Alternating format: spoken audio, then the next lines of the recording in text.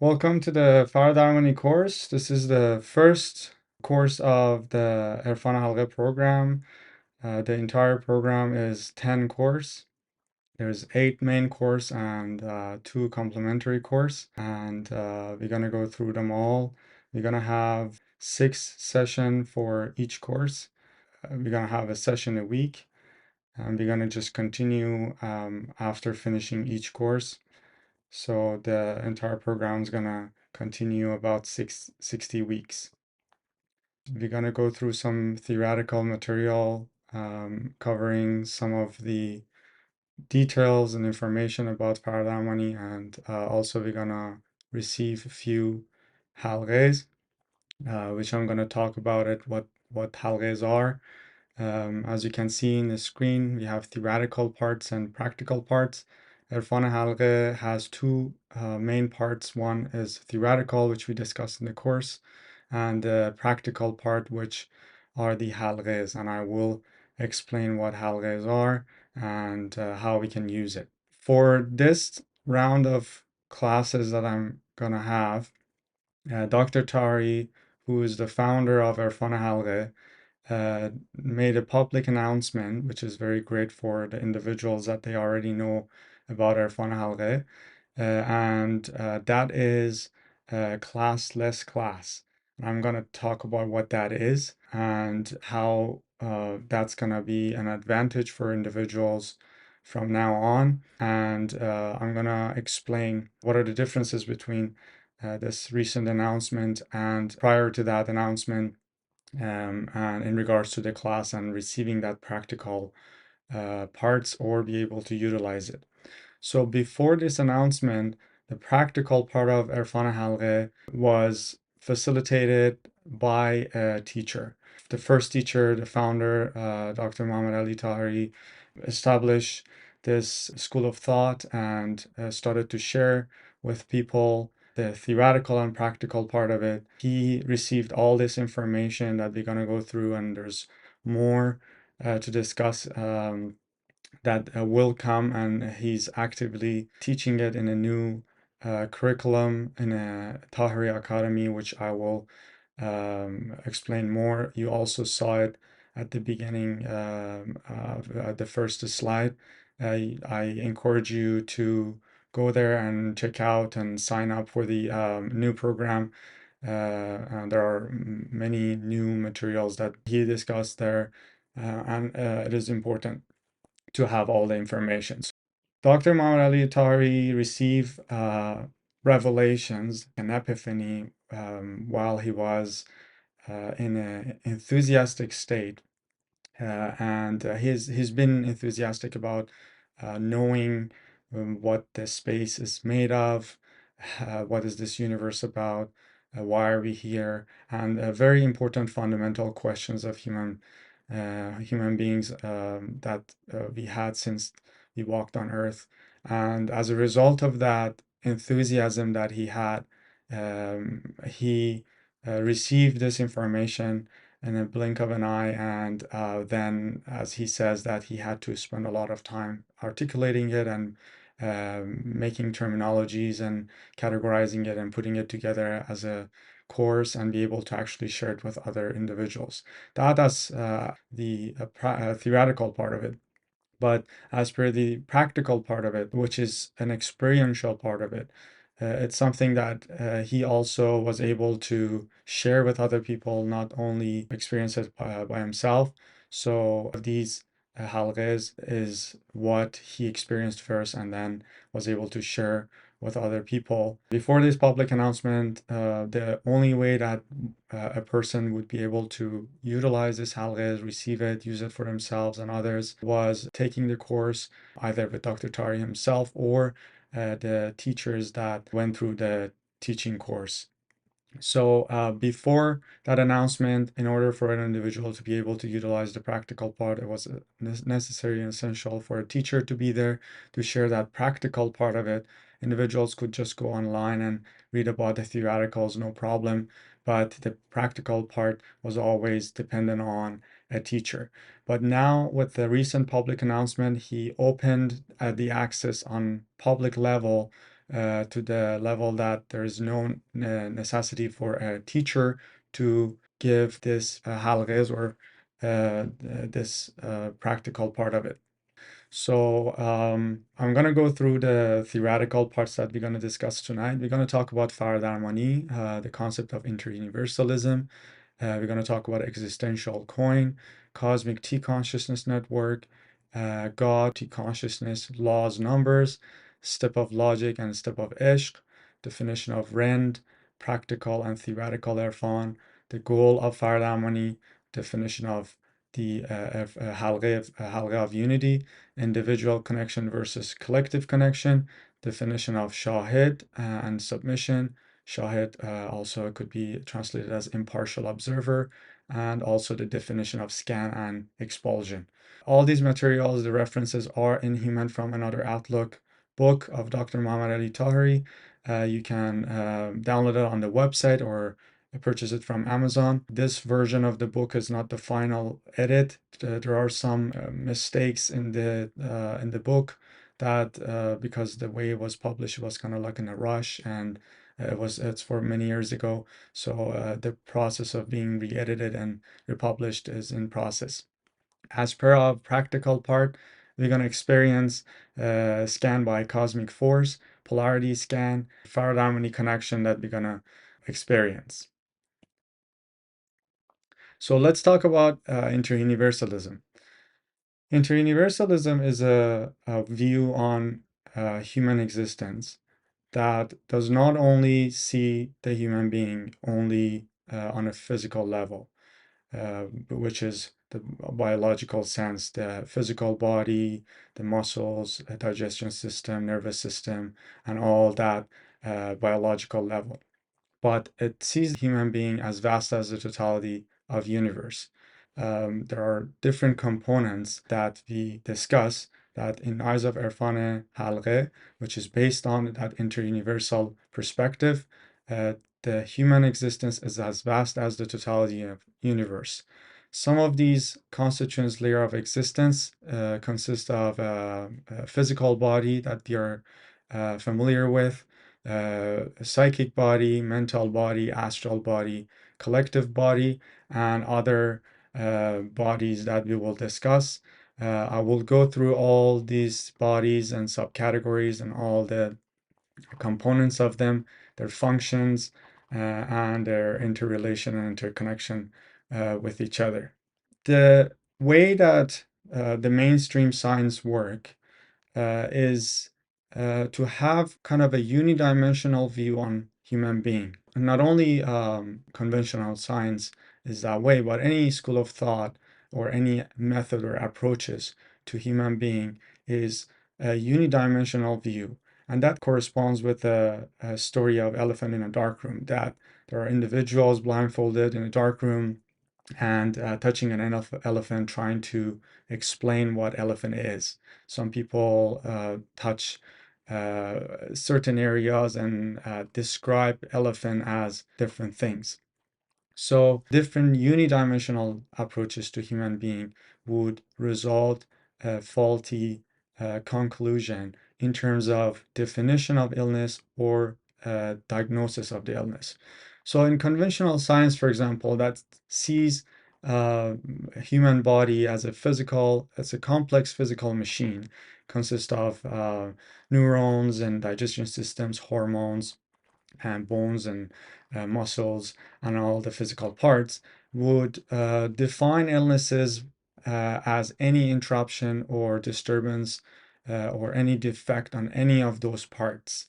In other school of thoughts or other approaches in terms of healing modalities, for example, homeopathy, they define the illness or disorder as any issue with the polarity field. So they approach the illnesses or diagnose the illnesses from that perspective. In somatic therapy, the issue is being seen as a molecular frequency, and so on and so forth. Any of these approaches is not sufficient to be able to diagnose and understand the issue with the complex human's existence as we describe the human body is as vast as the totality of universe and has infinite constituent layer of existence. So based on interuniversalism, the definition of illness or disorder is any interruption, stagnation, damage, lack of balance in any of that infinite constituent layer of our existence. Therefore, with such a definition, the diagnosis of illness is almost an impossible task because in order for an individual to be able to diagnose correctly what the issue is, it needs to have access to that infinite constituent layer of existence, being aware of all that interrelation and interconnection of all those constituent layers, which is impossible for our naked eye and all the technology that we achieved. So, given the fact that uh, based on interuniversalism, the illness is any interruption, imbalance, any damage or defect or issue in any of the infinite constituent layers of our existence, then such a diagnosis it has to happen from a source that have access to all these layers and be able to know the interrelation and interconnection to be able to have an approach that does not only control a certain area from the symptoms of an issue and then damage the other area, which we see in those unidimensional approaches on human being. In Faradarmani, which is one of the branches of Erfan Halghe in terms of healing. So here we see this relationship between the interuniversal consciousness and God and this different categories of functionalities and facilities that we can have from interuniversal consciousness. And I will get to that in a moment. So one of these aspects is healing. And one of these branches of healing is called Faradarmani.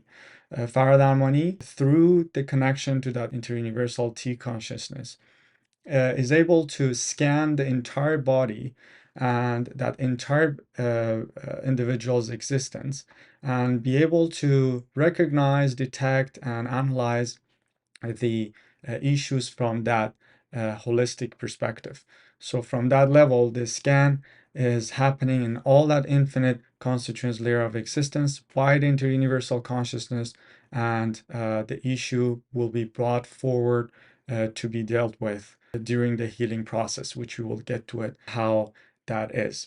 So the scan that happens in Faradarmani is done by interuniversal consciousness itself. It's completely hands-off operation. The individual, the Faradarmangar, or the person that applies Faradarmani for other individuals, has no role in the process of healing, diagnosis, or understanding the issue that the individual is dealing with. All the scan, diagnosis, and healing process is being done by interuniversal consciousness, which is the consciousness governing the entire universe, having access to that all infinite constituent layers of existence and all the level, not just human being, but ecosystem and beyond. And that also is one of the agents of God. We will get to that in a moment. Faradarmangar should be completely disarmed in terms of any interference with the process. One, for the reason of understanding that there is a interuniversality consciousness existing, that it knows what it's doing. It's intelligent. It's able to do without any means to be an influence or a factor that can potentially be the reason. So one of the reasons that we want for the Faradarmangar to not um, do anything during the process, to be able to have that conclusion that there is such a T consciousness and intelligence that it have access to those information and it knows what it's doing and is able to scan, detect, recognize, and heal the issues. And through that process, we are it's kind of like an introductory step to the existence of interuniversal consciousness, which would imply further questions and which individuals might be interested in pursuing, and it causes individuals to understanding there is a creator, there is a consciousness that governs this universe. Not everything is coincidental, not everything is unpurposeful, and through this, the implication of this process is very important for the establishment of a foundation for further discussions. Let's talk about cosmic T-consciousness network. In order for us to understand cosmic T-consciousness network, first we need to discuss a few topics. And one of these topics is the two-sided existential coin that has two sides. One side is the actuality of existence, and the other side is the truth of existence. The actuality of existence is what that occurred, and the truth of existence is the causality of the occurrence and basically reason. The philosophy of event, which is the whyness of it, and the quality of the occurrence, which is basically what we talk about in Erfan. Erfan, the root of the word, it means divine knowledge, but the knowledge of quality. So here in Erfan, we're examining the quality behind everything. So when it comes to the actuality of existence, anything that is actualized indicates the existence of it, it occurred. And doesn't really matter if you know why it occurred and how it occurred, but the occurrence itself, it's enough indication that something is actual. So there are a lot of things, for example, a piece of rock that is actualized, is in front of us, it's there, but we don't know how and why it's there. So there are so many phenomena in nature around us that exist. It's actualized and it's there. We don't know why it's there, but we know that it's there. There's other part that is the truth of existence. And truth of existence, as I mentioned, there's three subcategories of that examines the quality, philosophy, and causality of that phenomena. For example, the same example as the rock, why the rock exists, how the rock exists, and what is the quality behind the existence of rock. So all those factors is being examined within the this side of the coin. So anything that we see and anything that we interact with, it has two aspects. One is the actuality of its existence, and the other is truth of its existence. The actuality is, it's a piece of rock, or it's a cup, or and it's a person. We know that it's there because it's occurred. We can measure it. We can talk about it. We can explain it.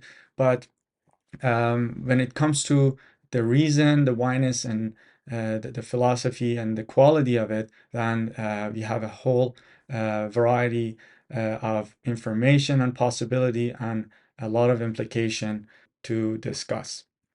So the truth of existence is howness and whyness and the quality of existence. So it's a framework that it tries to answer those questions. That if something that is actualized, does it have a truth of existence, or is it virtual? It's illusory.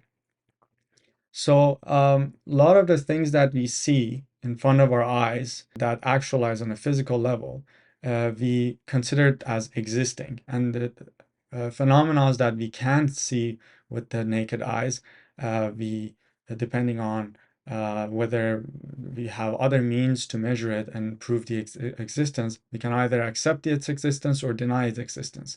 A lot of the things that it was considered so-called metaphysic, it turned to physics as the technology was advanced. Through that advancement, we were able to measure it and see that exist by the effects of it, even though that we can't see it. There's a lot of technologies like Bluetooth, Wi-Fi, radio waves, all those technologies that we don't see, but we know that they exist.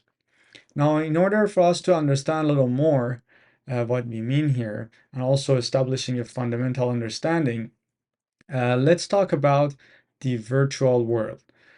Imagine a blade that is attached to, let's say, bar, and we are able to rapidly rotate this sheet faster and faster.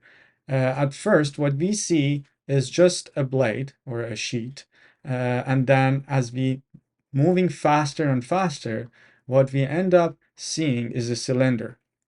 Now, if we didn't know at the beginning that this cylinder is made of that sheet and the motion of the sheet, if someone would ask us if this cylinder exists, does it have an actuality of existence? We would say yes, even though that we don't know why that cylinder exists or how that exists.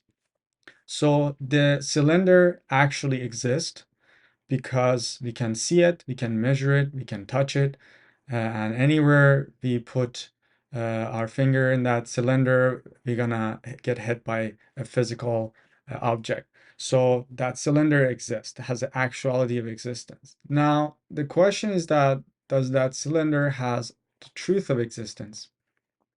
The answer to that is no, because the existence of the cylinder is dependent on the motion of that sheet or that blade. And as soon as that motion is stopped, there is no such a thing as the cylinder. So the cylinder actually is illusory, and the cylinder is a virtual object, and it does not have a truth of existence.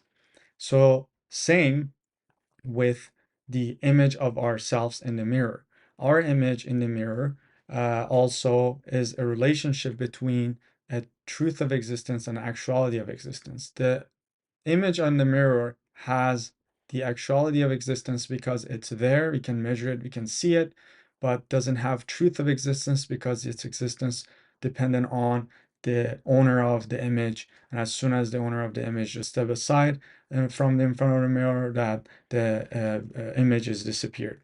So having such an understanding of how an object can have an actuality of existence but not a true existence, then if we putting our description and definition on whether something has the actuality of existence or truth of existence based on the way that exists, then the same would apply in the physical material world made of atoms. And we know that atoms are made of electrons orbiting around the nucleus.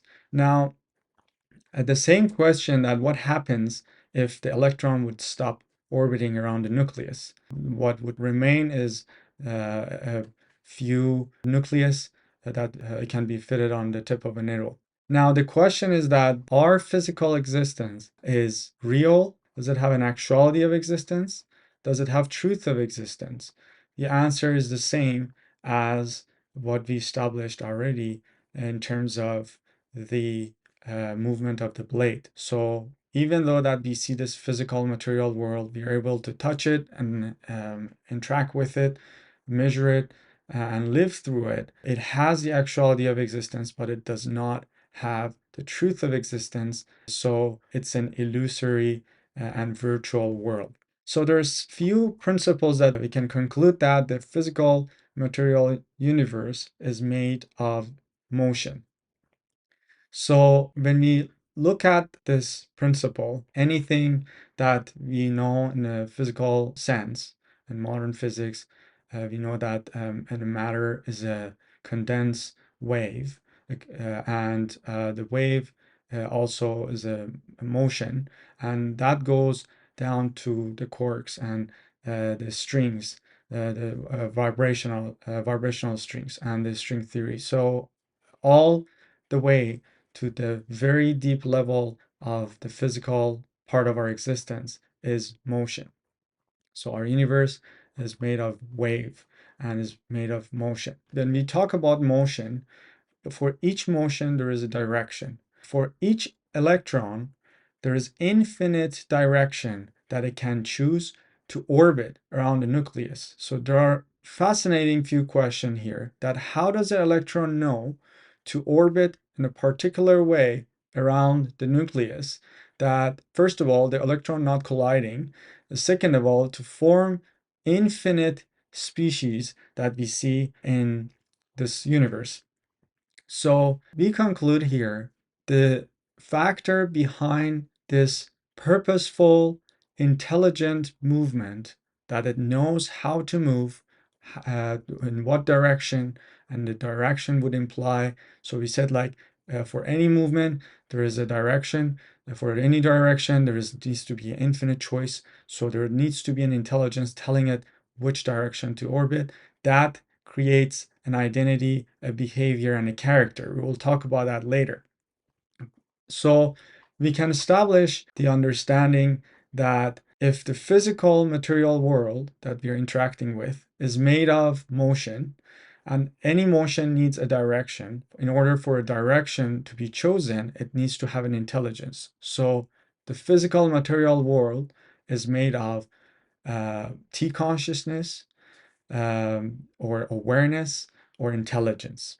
I also encourage you to check out Cosmo Intel website. There are very great journals and researchers that is being actively done, and is also already published, that there are very interesting material that now that we can say that we can observe the effect of T consciousness field on different contexts within the lab, on different researches. So you can see this effect, and how does it affect in those journals, from enzymes, from water molecules, from cancers, COVID, many different topics that are very interesting. So I encourage you to check that out. I left a link at the very beginning in the first slide, and you can always go back the first seconds of the video and then find those links. I'll make sure that I will leave those links in the group and also at the bottom of the video.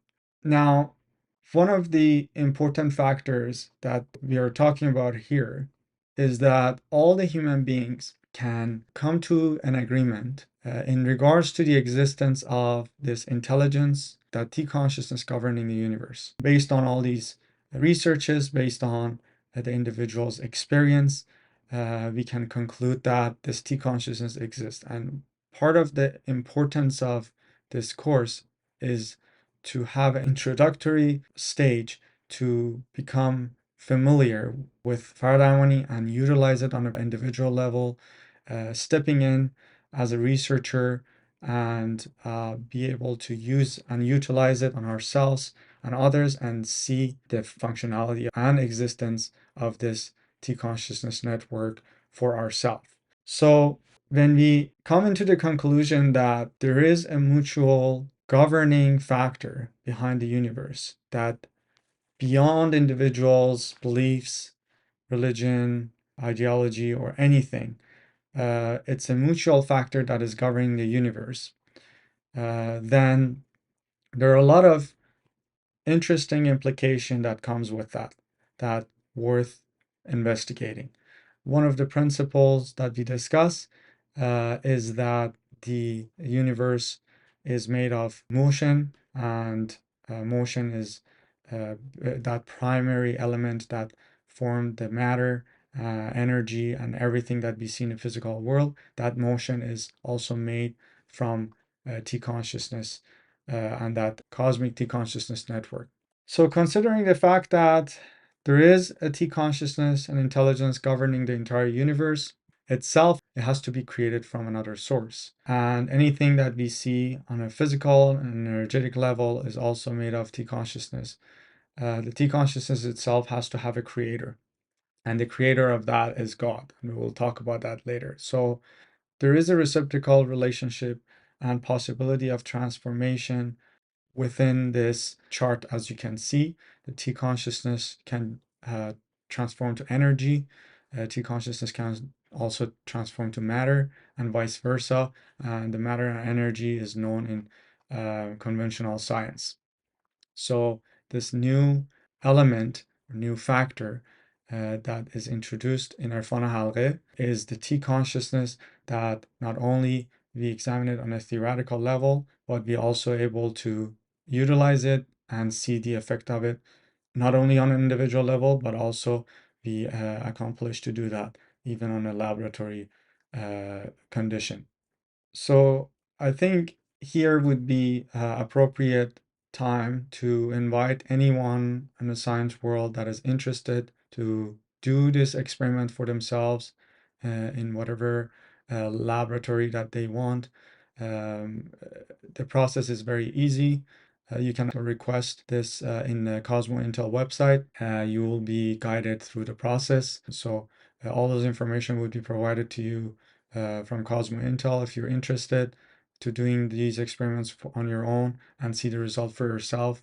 So let's talk about the view of the universe from an observer in relationship to velocity. One of the interesting phenomena in terms of wave is that if there is an observer that is moving in a space with a certain velocity, if it's toward a source of sound, the wavelength of that would change. You experience this when an emergency vehicle is passing by. You hear it as it's nearby is a high-pitched sound. As it goes further, you hear it in a lower-pitched sound. And this is what you see. So if you moving toward the source of sound, then the pitch goes higher. You hear more high-pitched sounds, and that basically puts the more condensed waveform.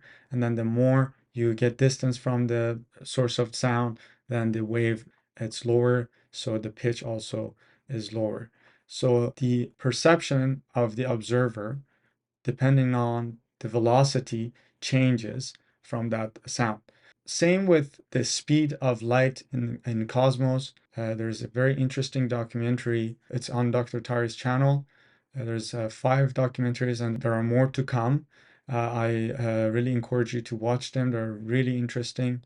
It explains very well these concepts. This is just for the sake of having some factors to mention in regards to what we were talking about as a subjective perspective of the actuality of existence, depending on our limitation in terms of the frequencies, our velocity, the light, and so on and so forth. So I really encourage you to go and watch these documentaries. The details of this phenomena has been explained there very well. The next one is also the view of the observer based on the velocity. As you can see, when the velocity increases, then the frames looks like a continuous image. So any observer that looks at the actuality of existence has a specific frequency in their eye. The human's eye frequency is 24 frame per second, which means that if we put 24 consecutive images in one frame, then what we see is like a continuous motion. So this is basically the base of cinema. This is how we started to create moving images. By putting continuous images in each second. If you put 24 frame, then we start seeing the motion. More than that, it's kind of like we don't recognize it a lot, and less than that is gonna be like a choppy image.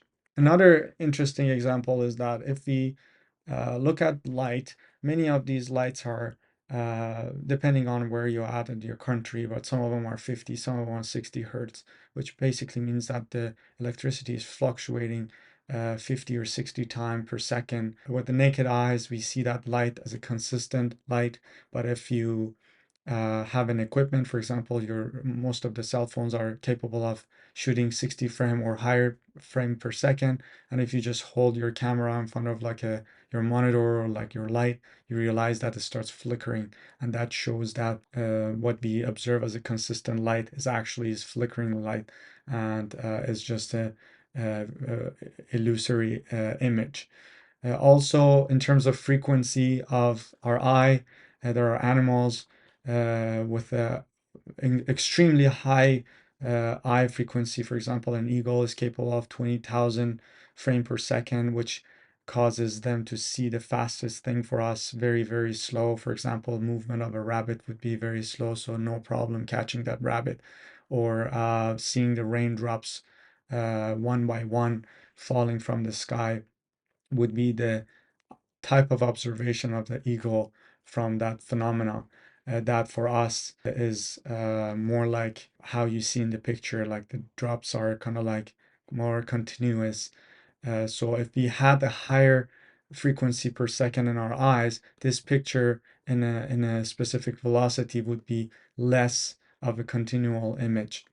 Now, what would happen if the frequency of our eye would be infinite? What would happen is that this continuous effect that you see would be so much that we ending up just seeing a point is just like one dot. And then the faster we get, the more closed that image and the more continuous that image it gets. From all these examples, we can establish this understanding that the physical existence doesn't have one particular constant image or one particular constant view.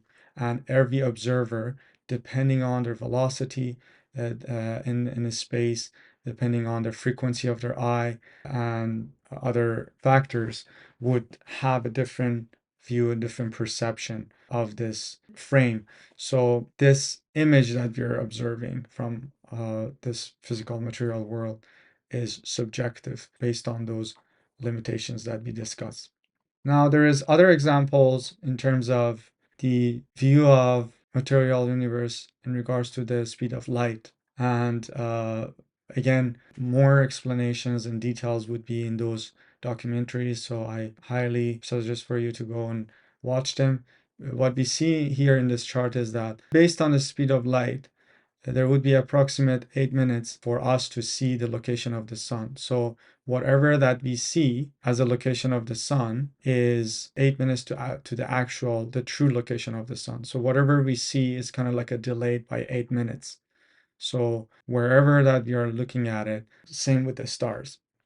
Final conclusion is that in terms of the illusory and virtual world, anything that we see in the physical material world, even though that it has the actual existence, it doesn't have the truth of existence and it's illusory. The question is why this universe is created in such a way, why it's illusory, why it's created in an illusory way. So the fact that the material universe is illusory, it shows the creativity of the creator in a way that even though that everything exists, anything outside of it himself doesn't exist. And this carries a very important and fundamental truth in it. And from this perspective, it had to be illusory. From this point, the sublimity of human being, the spiritual maturity and growth, and the Kamal journey. Kamal means ultimate perfection. It means the embodiment of the highest potential of human being, all the highest attributes that we can embody. So the fact that the universe is illusory, the discovery of this notion, it gives definition to the motion from illusory world to the truth world.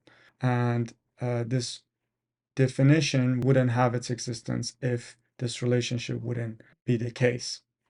Also, the fact that the universe is illusory, it shows the needlessness of God in terms of the creation of a world to gain something out of it. So the fact that this world actually does, or I would say truthfully doesn't exist, it indicates that God was not creating it for a purpose to gain something out of it.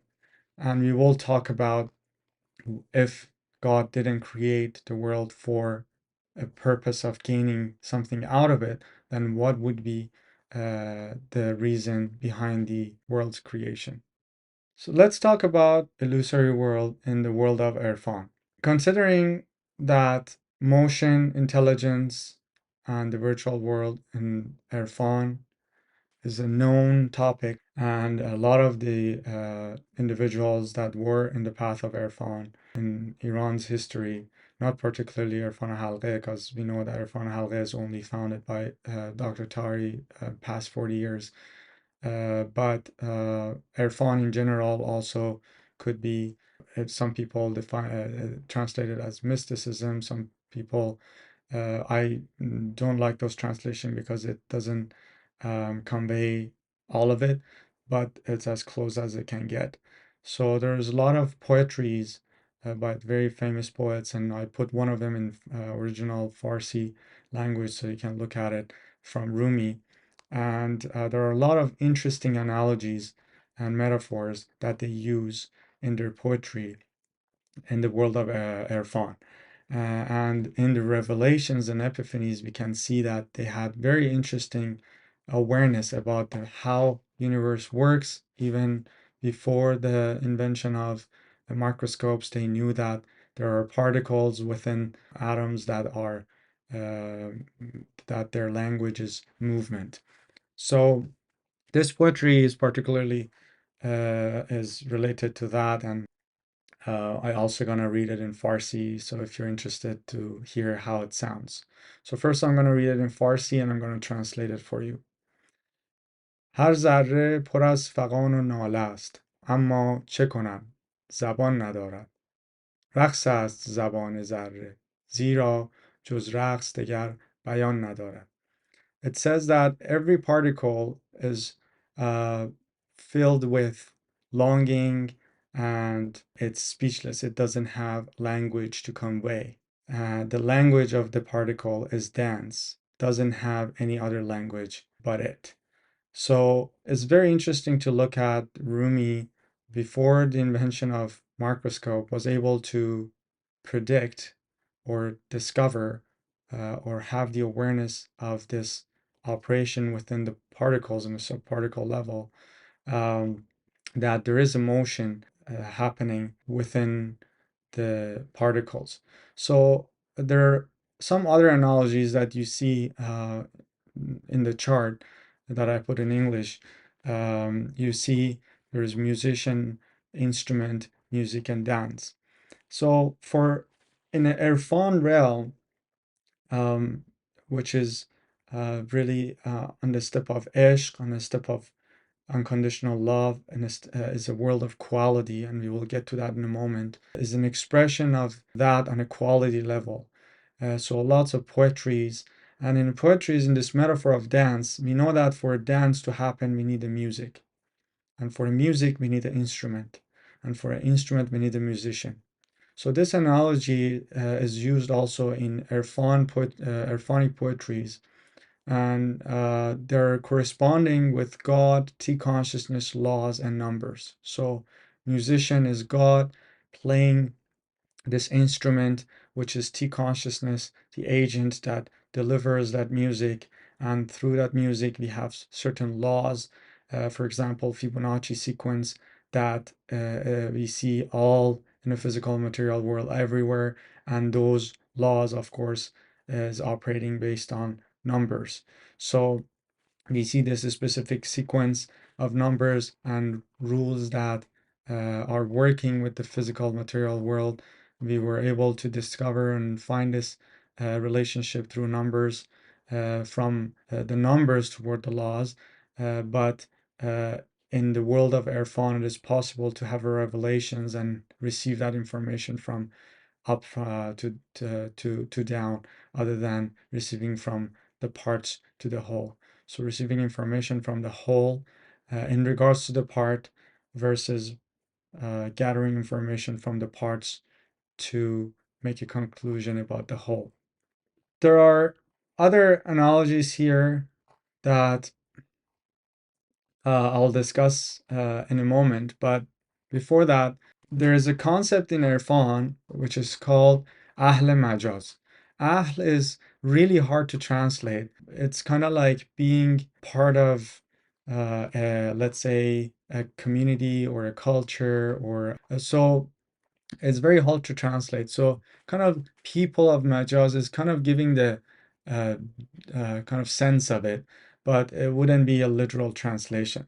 So what that means is that in regards to what you were discussing, that how this material world it actualized, but it doesn't have truth of existence, there is a relative relationship between each phenomena in regards to the higher level. So let's say when you were talking about the image of an individual in the mirror. The image of the individual in the mirror would be considered an illusory image in relationship to the owner. So if you want to discuss which one has a truth of existence and which has an actuality of existence, we would say that, well, the image in the mirror has actuality of existence, doesn't have truth of existence. The truth of existence becomes the owner of the image. So this truth of existence and actuality of existence is a relative concept. So whenever we want to discuss that, we can go further and further and asking to what type of relationship it's there. For example, if we are the truth of existence in relationship to the image in the mirror, then in another level, we would be actuality of existence, and then the truth of existence would be something else, and we would be illusory on a physical level, illusory to something else. So we see this relationship here in the chart. So the image of the self in the mirror is Majāz. So people of Majāz is like virtual or illusory. I'm establishing this terminology because we use it a lot in a context that is hard to translate. So in the relationship in this context, we have self would be the truth, then the image is Majāz, and the same, the existence universe here is Majāz, and then the truth is cosmic T consciousness, and then the cosmic T consciousness also Majāz in relationship to God. So this is how this relationship, kind of relative relationship, works. Before I go to this topic of the step of the journey of human's motion, there's another analogy that I would like to introduce you to in the world of Erfan that the poets use, that is one of the highest misinterpreted analogies in those poetries.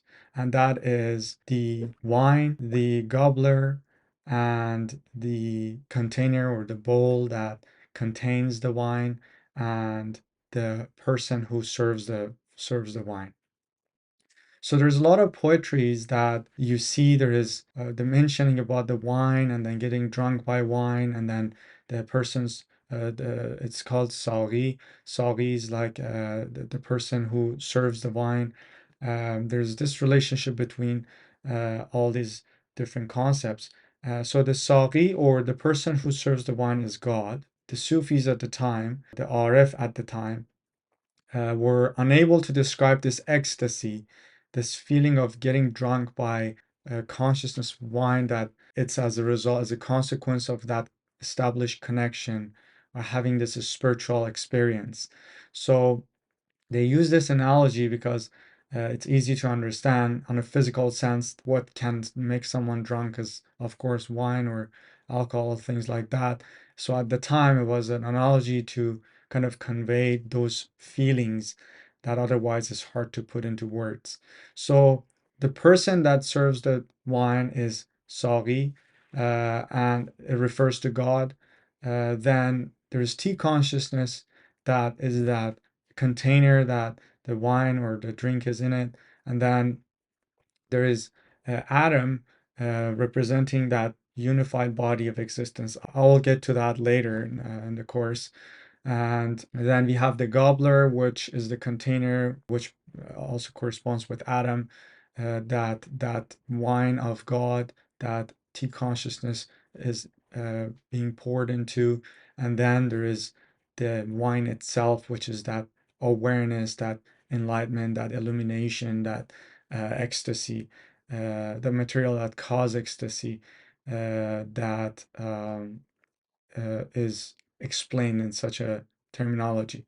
So when you encounter, if you read those Sufi poetries and then you see this terminology, don't get surprised and don't think like they were all like drinkers. And some of them are very funny because the translation is like the bartender is like pouring wine, and if you don't know the context, you think like these guys were like getting wasted in a bar all the time, and what kind of like a spiritual situation is that.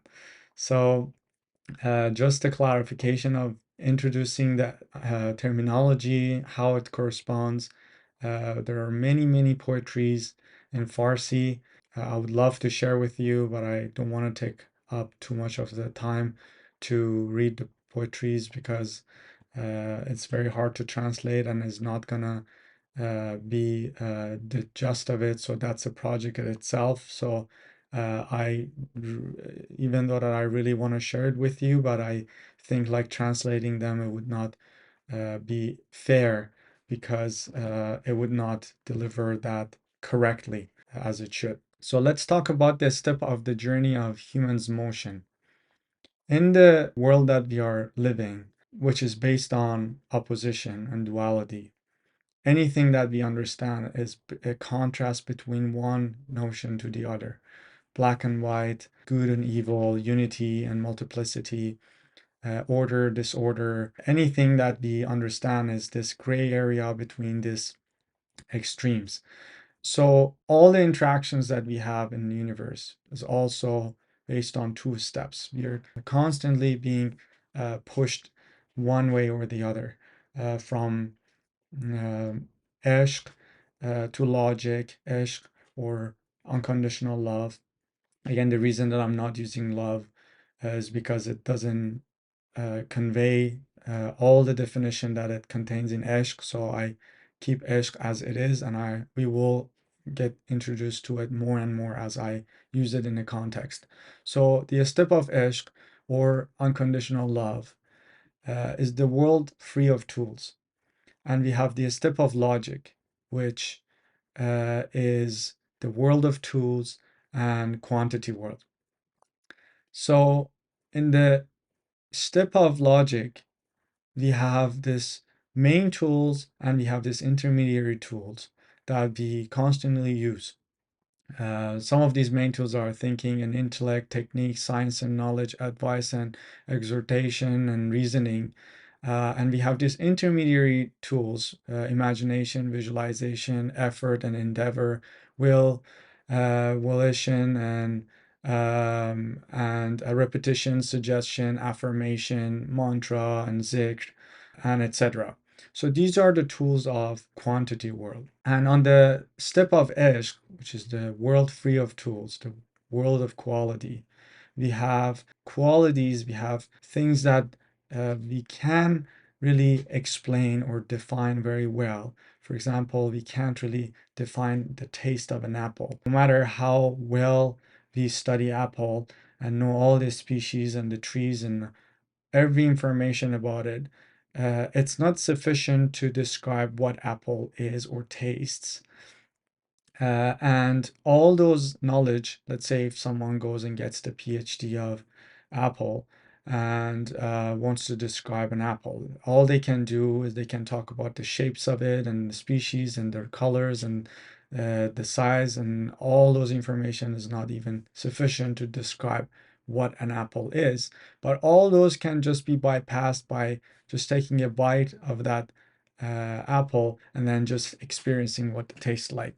And even though that one experienced the taste is unable to describe the exact taste of it to someone else and be able to transfer those information or experience to someone else. So that's the step of Eshq. That's the world free of tools. That's the quality world. So we have concepts like fervor and eagerness. We have ecstasy and joy, amazement, surprise, kindness, passion, excitement, sacrifice and devotion, love and affection, and more. And all these are the tools of saying the tools is not really correct way to say it, but for the limitation of language, we use it as such. So anything that we can explain, describe, anything that we can measure, put it in a test, things like that is on the step of logic. And anything that we cannot do it is on the step of Eshq. So the tools of each of these worlds are not compatible with each other in a way that we cannot achieve certain things that are based on each world by the means of the other. For example, in order for launch a rocket, we cannot just have or rely on a passion and excitement. You need to go study, We need to learn the techniques, increase our knowledge, and spend a lot of time and effort and practice and have the will and have a lot of those faculties and spend a lot of time be able to actually make it, then be able to launch it. So using those uh, means on the step of Eshq would not be sufficient to achieve things that we want to achieve on earthly affair. So on an earthly affair, anything on a physical level we want to achieve, we need to use the tools on a step of logic. And anything on a spiritual affair, we use the means on a step of Eshq, which is enthusiasm. And I'll get to it in a second. It is very important to distinguish these two worlds, understanding the appropriate situation and time that which one we should use to get to be successful. Because throughout the history, not understanding this rules, it put a lot of individual in failure and also made them very hopeless and helpless in one way or the other. For example, in an inverted world, which I will get to it, we mix these two worlds together. For example, someone have an exam, instead of like sitting and studying and putting time and effort, they kind of pray to God that they pass the exam, or if they need a job or need financial stability, they rely on their visualization and imagination and focus to somehow magically produce money from somewhere or have some digits in their bank account. Or vice versa, the individuals that rely on the step of logic or the quantity world tools to gain some sort of a spiritual experience or a spiritual quality. And that also is something that would set individual up for failure. There are some individuals that might have accomplished some sort of a quality experience or a spiritual experience through those practices, for example, visualization, imagination, mantras, and things like that. But it is important to understand that what allowed the individual to experience those experiences is not necessarily the practice itself, but the quality while they're doing those practices. So if they have enough enthusiasm while doing those practices, let's say saying a mantra, they might say the first time that mantra and have a spiritual experience, while someone else would say that for 20 years and not having any experience, and it would be just like a mechanical quantitative practice. So the element that causes that spiritual experience is not the physical mechanical practice of saying a word itself, but rather that quality enthusiasm that is behind that practice. So now, one of the important rules that Dr. Tari talks about in Erfan Halghe is that the only the only tool, for lack of a better word, that it can allow us to have spiritual experiences, epiphanies, revelations, and things like that, is enthusiasm, is that extreme enthusiasm. And I will get to that in a moment. So all the interaction of humans with universe is from one of these steps or the other. And some of these approaches is not useful for some of the goals that one want to achieve. The conclusion and the result only would be achieved if individual correctly chooses the mean in accordance to the goal that they're aiming. So let's say someone fell in love. We cannot really make them not be in love by suggestions or preaching or reasoning or things like that, or vice versa. We cannot fall in love with reasoning. That experience is something that just happened that has nothing to do with those on the step of logic process. Or we cannot set a time for those quality experiences. We cannot uh, create or cause enthusiasm or passion and excitement in someone by suggestions or any of those methods on the step of logic. Because if they were successful, then psychologists would be very happy because everyone would be depressed. You could just like, talk them out of that state. Ask them to just visualize some good scenery, and then kind of use their affirmation or any of those techniques or methods to be able to come out of that state. But the fact that is not that easy and possible, it indicates that there is something deeper. So, as I mentioned, there are many different aspects in life. For example, writing a poetry or making music. There are some poetries that is written merely on a step of logic. Let's say there's a framework and you put the word by how they rhyme. Especially with AI, you can just create anything, poetries, or even make music or paint or things like that. So those are not revelation based. Those are not on the step of Eshq. Is merely combining and basically making collage in a picture world, or just mixing what we have. It's like a puzzle. So if someone making the puzzle, it's not necessarily something created. Is merely put together what was there. So the more we go further, we understand the subtleties of the faculties of Eshq and logic and how they're different. There are some more obvious differences that we mention, but there are some subtleties that we understand more and more as we go further. On the step of logic, logic usually suggests anything that is beneficial and profitable. So a lot of the approaches of Eshq would be denied or rejected by logic immediately because there is no profit in it. So things like sacrifice or devotion, it's something that logic would never suggest. There is no reason to sacrifice the self for someone else because there is nothing in it for us. So anything that logic suggests is merely for the purpose of profit, or at least there is some profit in it for the individual, either on a conscious or subconscious level. But Eshq doesn't understand any of those rules. It doesn't abide by those rules, in a sense that if something is crazy, let's say someone falls in love with someone that they're dealing with addiction, or they have illness or something like that, and the other person needs to just sacrifice their youth and time and energy to just take care of them, let's say, because they're in love.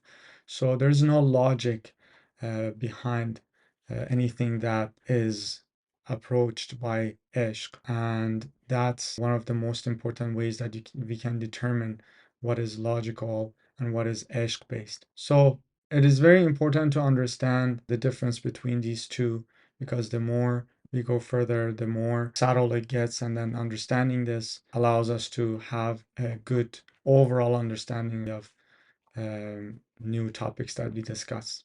Let's talk about the definition of rend. Rend means someone that is capable of seeing the actuality of existence and the truth of existence simultaneously. If a person would only observe the universe on the step of logic, or just see the actuality of existence, it would be considered a realistic person. And a lot of realistic concepts could be also kind of laying toward pessimism. Or even if not, it's merely relying on physical and actualized aspects of existence. We see that in science, we see that in anything technical and skill related. All the businesses and all those things are related to an aspects of the physical reality that is actualized, and we can see and interact and measure. If an individual would wants to see the truth of existence, then the existence has basically become virtual, and the meaning of a lot of things kind of drops. For example, the day-to-day life, going to work. So that would result in individuals just leave everything behind and want to go to a cave, or separates the individuals from the normal life, and it follows on some sort of like on an extreme level causes insanity. So if a person goes too far to see the truth of existence, it would lead the individual to insanity, nihilism. Everything kind of looks redundant, because everything that they want to approach in this physical material world, they're gonna live behind. They're gonna die one day, and then it doesn't matter, and they can't really guarantee if they're gonna be alive next day or the day after. So why even not just like live day by day, and not care about what's gonna happen in the future? So, extreme view on the truth of existence would cause insanity. It causes the individual to leave behind the physical material world. And the extreme level of seeing the actuality of existence makes people like businessmen or scientists and individuals that are only seeing the physicality as only seeing what this life is. They would just consider this as a life, and then there's a death. So whatever that is there, it's real and exists. Anything that it's not, then doesn't exist. If you're introducing a concept like rent, which I mentioned, it refers to someone that is capable of seeing this both perspective at the same time in a way that would not sacrifice the truth of existence for the actuality of existence, or the actuality of existence for the truth of existence. So in this way, anything that they need to do on a day-to-day basis to take care of themselves on a physical level, even have it in a good quality, they'll do it. But they also know that everything is temporary and is virtual, and is illusory, so they don't develop an attachment to it. Or if, let's say, something happens and they lose it all, they don't think like all their life is completely affected on a more fundamental meaning sense, and they're able to be more detached on the physical losses that happens a lot in the world. Let's talk about the definition of Erfan. Erfan means to step into the quality world on the step of Eshq, achieving illumination, revelation, accessing innate comprehension, divine knowledge, and having quality experiences that is not available or possible on the step of logic. So these experiences, as we mentioned, is nothing that we can have on this step of logic. And here we're not suggesting that one step is better than the other, as both are necessary and required for the balance of an individual, as I mentioned. So if any of these two is compromised, then the result would not be ideal. The world of Erfan is a world of Eshq. So free of any techniques, methods, preaching, advising, suggesting, reasoning, effort, and endeavor. So it's completely toolless, free of any means, regardless of whether it's a main tool or intermediary tool. The second principle about the world of Erfan is that it's a world that is beyond obligation. It's something that is not approached or practiced in a sense that just to fulfill the obligations and be done with it. So it doesn't have that logical calculation of reward or benefits. Fun world is also a world beyond rewards and benefit calculations, because if someone is in love, it's Eshq. Eshq, it's someone is in love. They're not doing something for the purpose of gaining something, or as a greed of the reward or a gain.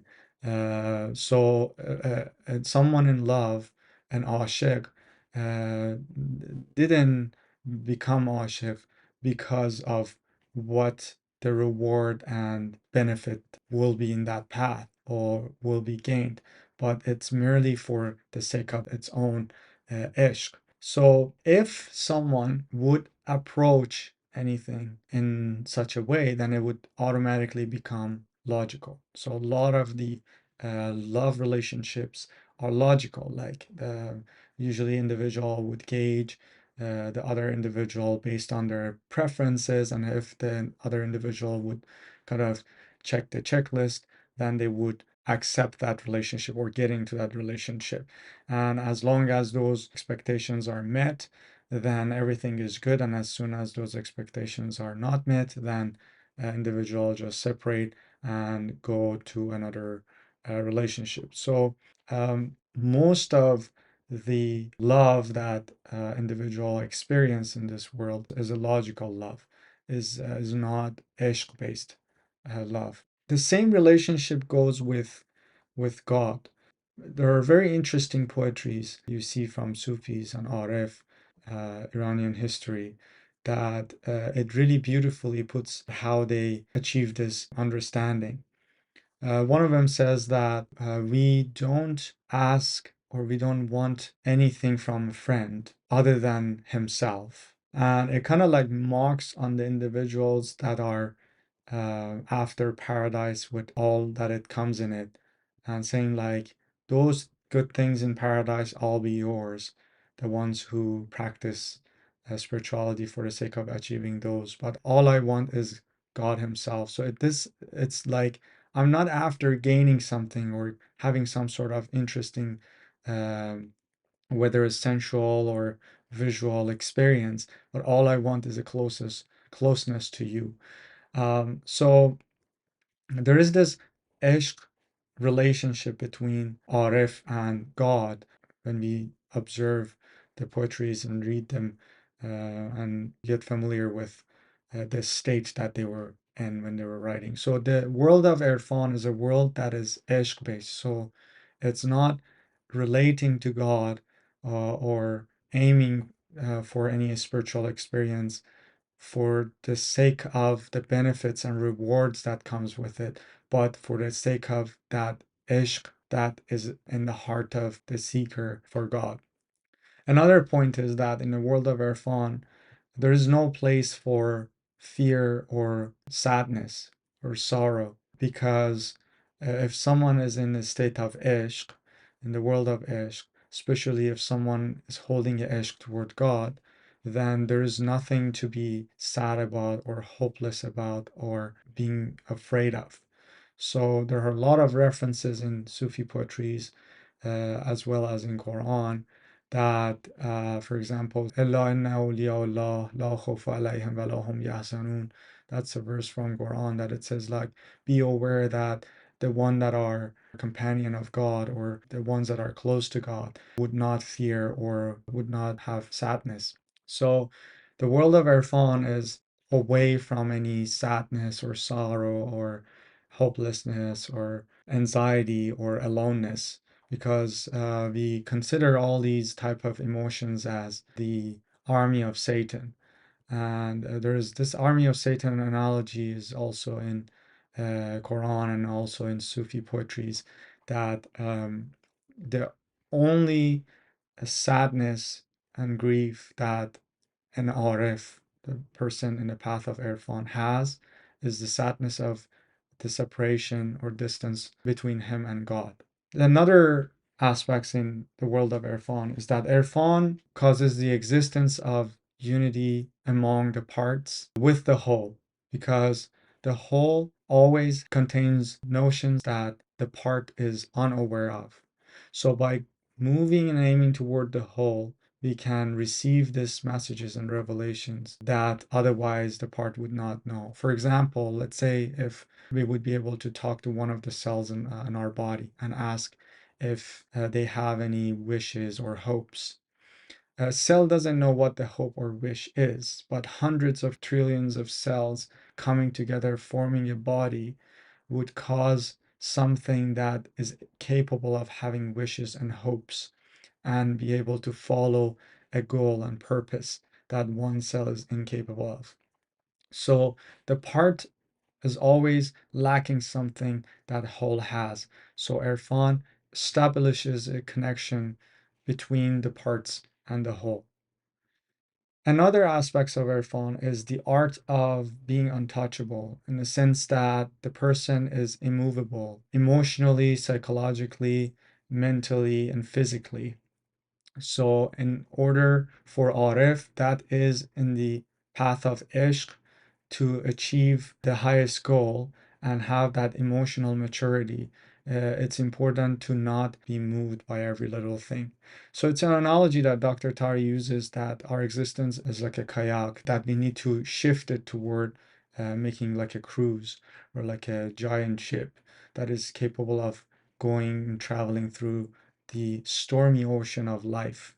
So if our existence capacity is like a canoe, then we would be flipped over and defeated. And with the first a mild wave, we are unable to continue our movement. Whereas if we are a cruise or a ship and our capacity is as vast and as great, then we are not being moved by those waves at all. And even the biggest waves would just kind of like move us a little bit, and it wouldn't be um, a big of a deal. Another point in Erfan is the innate comprehension of Kamal. In the world of Erfan, there's collections of awarenesses that we examine that is transferable to next life. And we will talk about what do we mean by next life. We don't believe in incarnation. We believe in something like tasalsul, which is kind of like a chain of, it's a hierarchy of life from neediness to needlessness, from multiplicity to unity, from highest numbers of limiting factors and dimensions to unipolarity. So we will get to that detail later. Another point in the world of Erfan is that considering the Erfan is a world of Eshq, there is no exclusivity in it. So in this world, all the human beings are able to utilize this divine Eshq of God, this aspect that is unconditionally giving to the individual beyond the race and belief and education and age or experience or anything like that. So anyone can utilize and use and take advantage of this divine Eshq of God. Also, considering that Eshq is in action and in practice, not in just words and theories. So Erfan is also a world of action and practicality, and it has to be tangible and not just beautiful words in the book, beautiful, hopeful ideas. So the practical part of Erfan that is introduced by Dr. Taheri for the first time in human history in a public level is allowing individual to have these experiences for themselves and not taking anyone's word for granted. Be able to be a researcher and come to the field and have the experience for themselves and have this heartfelt confirmation within themselves from their experiences. So the world of Erfan is a movement from the surface of thing to the essence of things, or we said baten. It's also one of the words that is very hard to translate. So baten is that essence, that innate level, that deep inner quality level of something. So we have, if you would go back to that relationship of the actuality of existence and truth of existence, the actuality of existence is the surface and apparent level, and then the truth of existence is that batin, is that innate essence, inner quality level. So let's talk about the theoretical Erfan and practical Erfan. Erfan has two subcategories, two parts. One is a theoretical, which we're examining on a step of logic, what we're doing right now. And there's a practical part, which I mentioned earlier, that is on the step of Eshq. In this part, we are not able to use any tools. As I mentioned, the world of Eshq, the world of Erfan, is a world free of any tools. So practical Erfan is something that we can use it in practice without any techniques. It doesn't require any knowledge. any skill and is not something that someone would put effort, endeavor to gain it. The theoretical Erfan is there to analyze, examine, and clarify and explain the howness and whyness and this way of having a conversation about it, explaining these experiences and answering those fundamental questions, as I mentioned earlier. Where are we going after we die? Why are we here? And all those fundamental questions. So it is very important to use the faculties of logic in order to explain and have a logical reasoning and discussions and explanations so everything makes sense.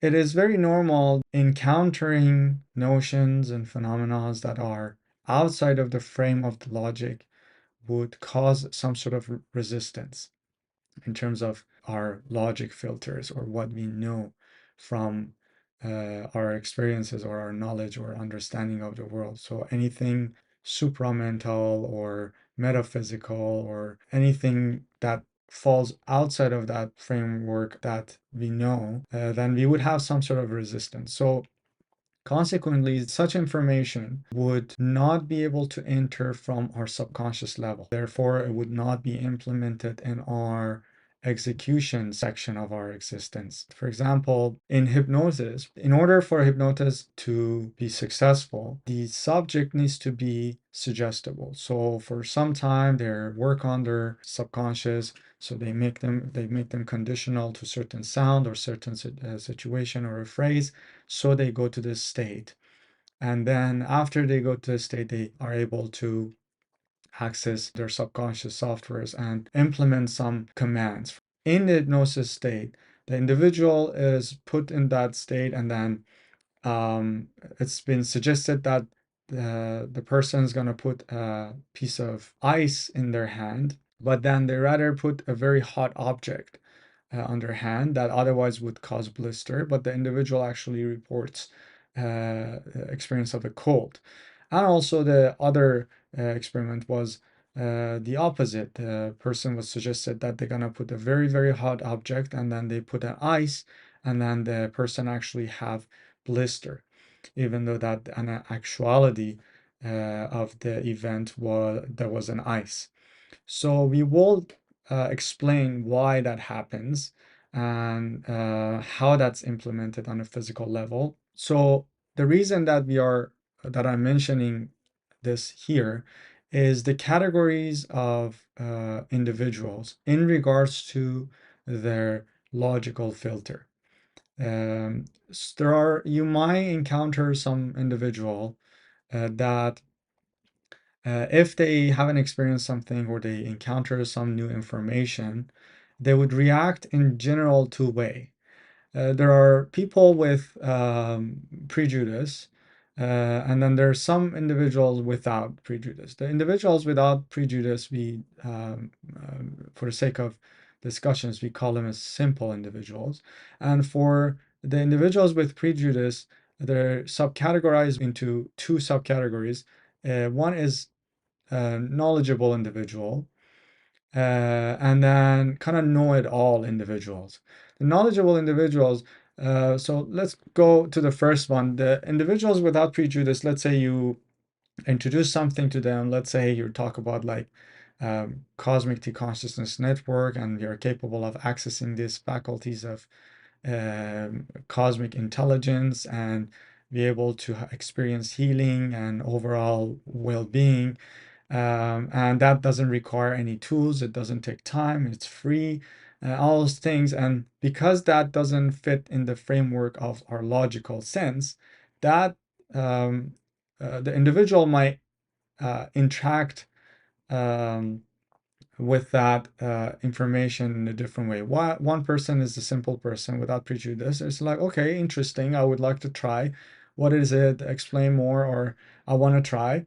But the people with prejudice, there's two types. There's knowledgeable individuals that they kind of more skeptical about it. They start asking questions. They're not sure about it, but they're still, even though that they're skeptical about it, and then they're not sure, but they're open to experiment and come like an impartial observer and a researcher, and step forward to be open to experience it.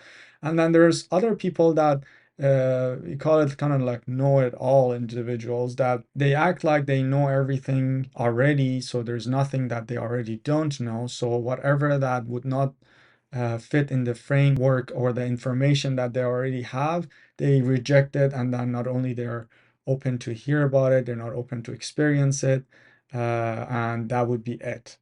So the reason that we bring up this here is that when you receive Faradarmani Halgheh, then you're able to open this Halgheh on others and use it for yourself and see the result. And I will explain how that works and what that happens and what you're expecting.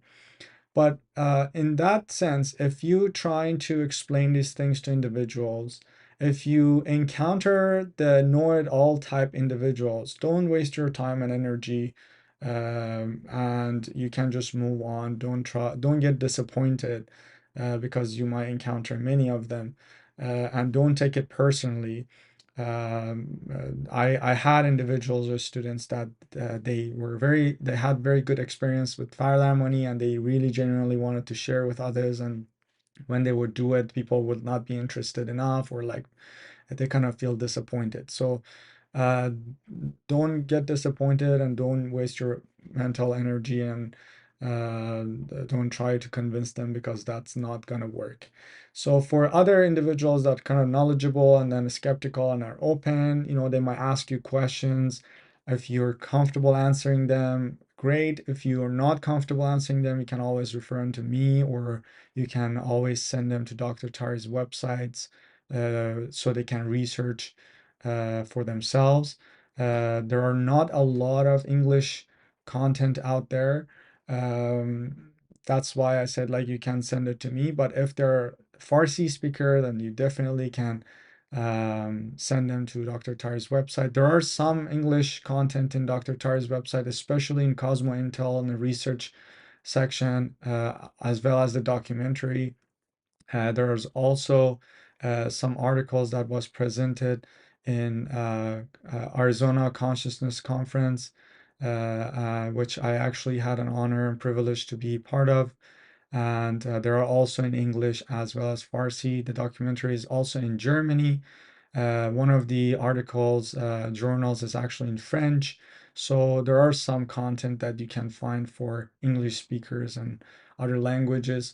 If you couldn't find them, you can always send me an email or in Telegram, message me, so I will send you the resources. Okay, so let's talk about the purpose of Faradarmani. Faradarmani is the act of utilizing and using the connections to cosmic T consciousness network. It scans the individual and all the infinite constituent layers, and be able to diagnose and find the defective parts that requires repair or correction, or alignment. And then, as you know, that process is all done by the cosmic T consciousness network itself as an agent of God. And Faradarmangir, or the person that receives Faradarmani, is referred to someone that they are receiving that etasal, individuals that they already used all other means, or they were not satisfied, or they didn't get the result they wanted, and they want to use this method. So it's a complementary medicine that does not interfere with the doctor's prescription, has nothing to do if the person's taking medication or going through any type of therapy. It's completely independent and free of tools, as you know. So there's nothing hardware based about it. There's nothing technique based about it.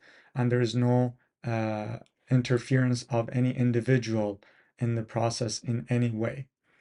I'll explain that more. Back in the days, there was places, Faradarmani clinics. It's called Faradarmangar. So Faradarmangar is a place or Faradarmani clinic that individuals would go, and then there would be some Faradarman Gar to help individuals to have that experience. It's not necessary because individuals can directly have that connection on their own without the necessity of any other individual existing. And I will get to that because again, this has to do with this recent announcement of Dr. Taheri, which I'm very excited to share, and I will get to it in a moment. So let's talk about the purpose of Faradarmani. The purpose of Faradarmani is the practical introduction to divinity consciousness. So individuals can step into the field, and if they're not sure if God exists or there is such a thing as T consciousness network or intelligence governing universe or anything like that, they can step in as a researcher and be able to use it, utilize it, see the result, and conclude that there is intelligence governing the universe as one of the agents of God, which operates independently from any methods, skills, visualization, suggestion, practice, mantra, belief, anything. So it's completely independent from any of those. So one of the purpose of Faradarmani is that practical introduction to divinity consciousness. So then by having those experiences, we would be interested in considering the implication and discussing those topics and maybe going on a Kamal journey, which I'll explain later. So, in another word, we want to understand and recognize or be aware of the existence of a sun through seeing the light of it in the moon. So, the T consciousness, cosmic T consciousness network is like the moon reflecting the light of God. And by experiencing that light, we're able to conclude the existence of the sun in such a way. The second purpose of it is being freed from the captivation of the self. We know that one of the biggest problems of human being is the captivation of the self. All the human beings are dealing with this. They are constantly thinking about their problems, or they're wrestling with their issues, whether they are big or small, or they're talking about them, or being entangled with them. But if they are able to have something to offer like Faradarmani to someone else, then they realize that people would open up to them and realize that they're not alone. There are all the people that dealing with some sort of an issue and problem, and they kind of come out of the prison of the within and be able to have something also to offer to others. So then individuals understand that humans are in general in pain and dealing with problems. And the reason of that is the lack of divine knowledge, the lack of having true purpose, not having solid, meaningful identity. That is not something that they can just go back and doubt the whole thing about it fundamentally, or someone talk them out of that belief by some sort of a logical debate or argument.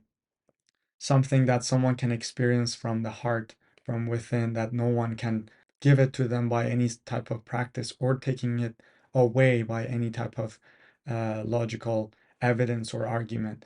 It's like, someone tasting in fruit that no one else has tasted, and everyone else want to make them believe that this fruit doesn't exist, and then you just taste it and you know that exists. So no matter how hard everyone would try to convince you that such a thing doesn't exist, you can't say that doesn't because you experience it.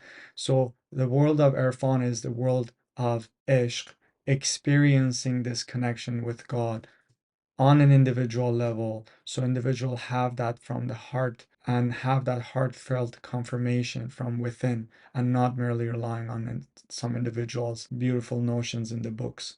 The third reason is the divine opportunity for performing practical servitude. We have two type of practical servitude.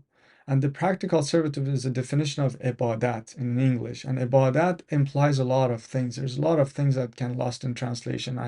And wherever I feel that it is, I start like telling you the actual word and then try to tell you what it actually means and how wide the definition is. Ibadat, it can also be a kind of a religious practice or an act of worship or uh, some sort of a spiritual service. So it has a wide variety of definition. Now we have two type of ibadat or the the uh, practical servitude. Now we have a theoretical ibadat, like theoretical worship or theoretical service, or we have a practical service. We can understand that notion through an example of a friendship. We can have a theoretical friendship or word-based friendship, or we can have a practical friendship.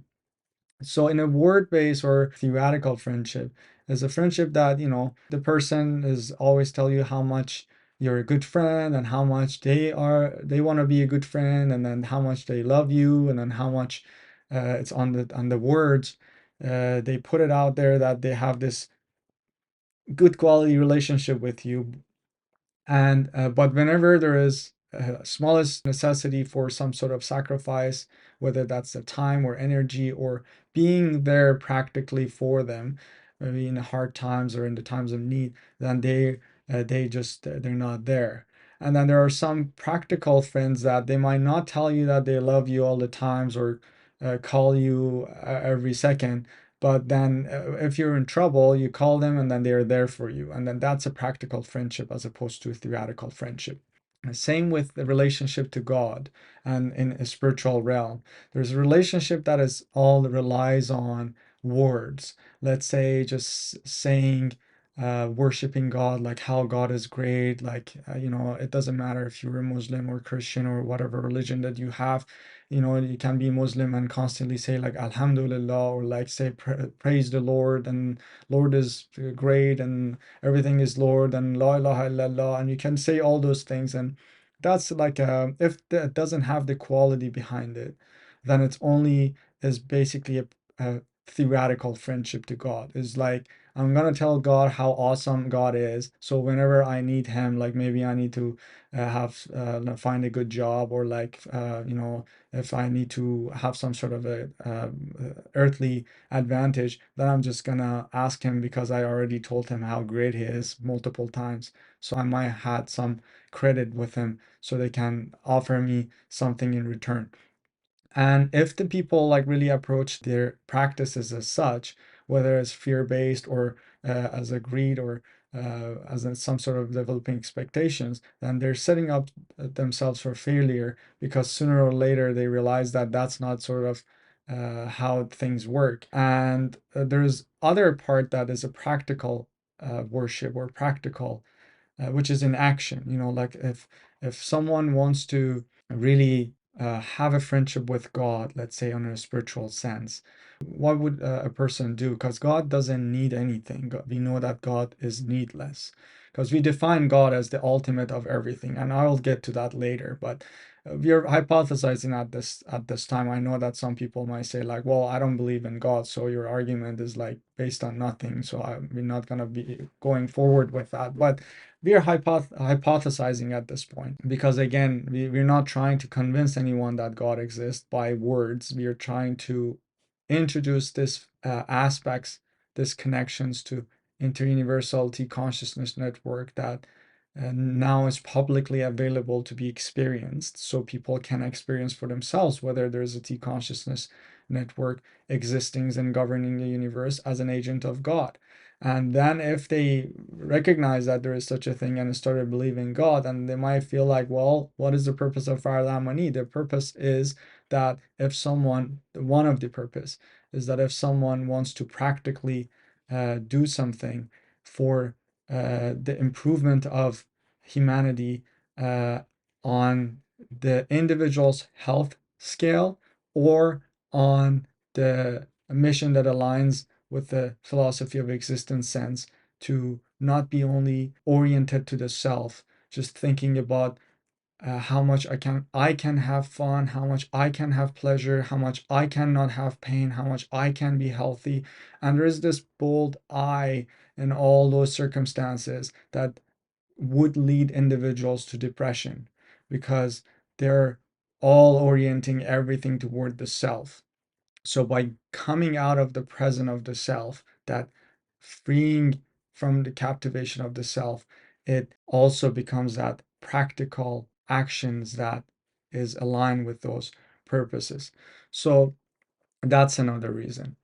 By having this relationship and connection with divine T consciousness that is infinite, we recognize that we are capable of accessing an inner treasure, and we are not just left on our own in this evil world full of troubles, but rather we actually have a lot of aspects and facilities that we are able to actually utilize and have a better quality of life. So by being able to utilize that, we can recognize that treasure of within. The fifth factor is facilitating the path of collective salvation. The salvation of humanity is not an individual matter, as much as it is, in a sense, because on an individual level, we need awareness, and then that would result to a collective awareness. But the other way is also important, that if individuals would have awareness, would achieve a level of awareness, let's say one or two or three or four, that's not sufficient to change the quality of, let's say, this system of existence or the deficiencies on a bigger scale, on a collective scale. So the human salvation is a collective matter. And one of the ways that we can facilitate that is Faradarmani, is to introducing this to other individuals so they can understand that there is a factor that they can, there is a facility they can utilize and use it for their better improvement of their well-being, as well as all the different levels and physical, psychic and mental level, as well as others. And then the investigation of implication of that would result the individual to journey and a step into the journey of the Kamal. So Faradarmani becomes a mean for this collective salvation, being able to collectively become aware of this divine T consciousness network's existence that can be utilized and can bring us to a major commonality beyond our religion or beliefs or scientific inclination. Let's talk about how Faradarmani works and how we use it. Some necessary definitions of Shahid and Taslim. Shahid is impartial observer and Taslim is submission. I'll explain those, and we will go and experience some ittisal, and I'll explain what they are. Cosmic T consciousness network works like a internet. Imagine the Wi-Fi is in the room or is in the environment. As you're passing by in the street, there are multiple sources of Wi-Fi. Even though that we are immersed by Wi-Fi wave, we are not necessarily connected to it. So in order for us to connect to Wi-Fi, we need to switch on that functionality on, and then by switching on, then we become available for any accessible and available Wi-Fi signals. Now, some of these signals require password, and as soon as you get the password, then the access is open. You don't need to ask a password anymore. The access is always there as soon as your Wi-Fi functionality is on, and then so on and so forth. Now, before, in order for someone to become a Faradarmangar, there and also utilize Faradarmani, they had to have someone establish Faradarmani connection or ittisal for them, whether a teacher or a practitioner that had already Faradarmani Halgheh. But now, individuals, as soon as they come to the class and they watch the video, and then they have the intention to wanting to receive the halqeh, they will receive it, and I'll explain you more how that works. So before, if you would turn on your Wi-Fi and wanted to connect to this cosmic consciousness network to be able to utilize Faradarmani, which is like, let's say, an app to do like the scans and healing and diagnosis and the healing part of it, you had to have a password, and the password had to be given by a practitioner or by a teacher, so you could first utilize it, and then if you wanted to become a Faradarmangar, you had to come to the class, and only a teacher could give you the ability to become a Faradarmangar, the person that does Faradarmani for others. So now, anyone who wants to receive Faradarmani, they can just, as long as they know it, is like an open public Wi-Fi that doesn't have a password. All it requires the individual to know that let's say connection exists, and they know that and then they have the willingness to use it. So as long as they want to use it, the connection establishes itself, and then that would make the individual able to see the result. And again, this might be very kind of like futuristic notion, but experiencing it will convey you its own existence. So with each of these etisol or connections, there is a protective layer, and then I explain you what protective layer is. The protective layer would be assigned to the individual with the halgheh, and this protective layer protects the individual from few things. One of them is equal opposite resistant force from the negative consciousness network. So, as I mentioned, we have interuniversal consciousness network. When it comes to the duality world, it comes to two subcategories of network. One is positive T consciousness network, and is one negative consciousness network. Now, then Erfan Halghe only utilizes and uses and give access to the positive T consciousness network. We're not going to talk about negative consciousness network for now. We will talk about it later. But all the faculties of the positive T consciousness network is used for Kamal purposes, for unity-oriented enlightenment, unity-oriented concepts. So there is a law, and don't worry about all these details because I'm going to get through them in details in future sessions. Right now, I'm just going to mention it because there's a lot to know, and then I just briefly tell you as little as you need, so we would discuss it in depth in future. So just know that every connection that we establish, that we receive from T consciousness network as an agent of God, has a protective layer with it that protects us from few aspects that we will discuss in depth in future.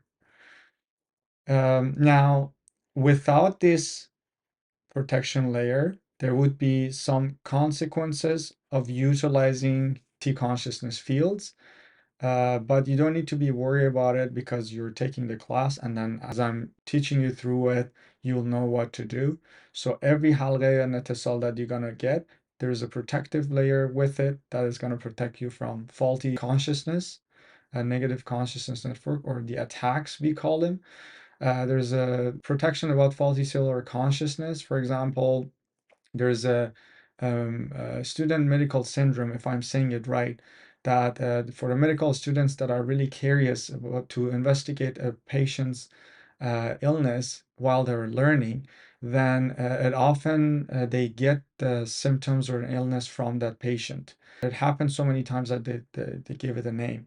So that in Erfan Halghe, we believe that is transferred through faulty cellular consciousness. We will discuss that later in depth as well. So the protective layer protects you from that. Among the professions that are under the influence of this negative consciousness fields are lawyers, psychologists, dentists, doctors, from those professions that dealing with patients and also environments that are very heated, like lawyers.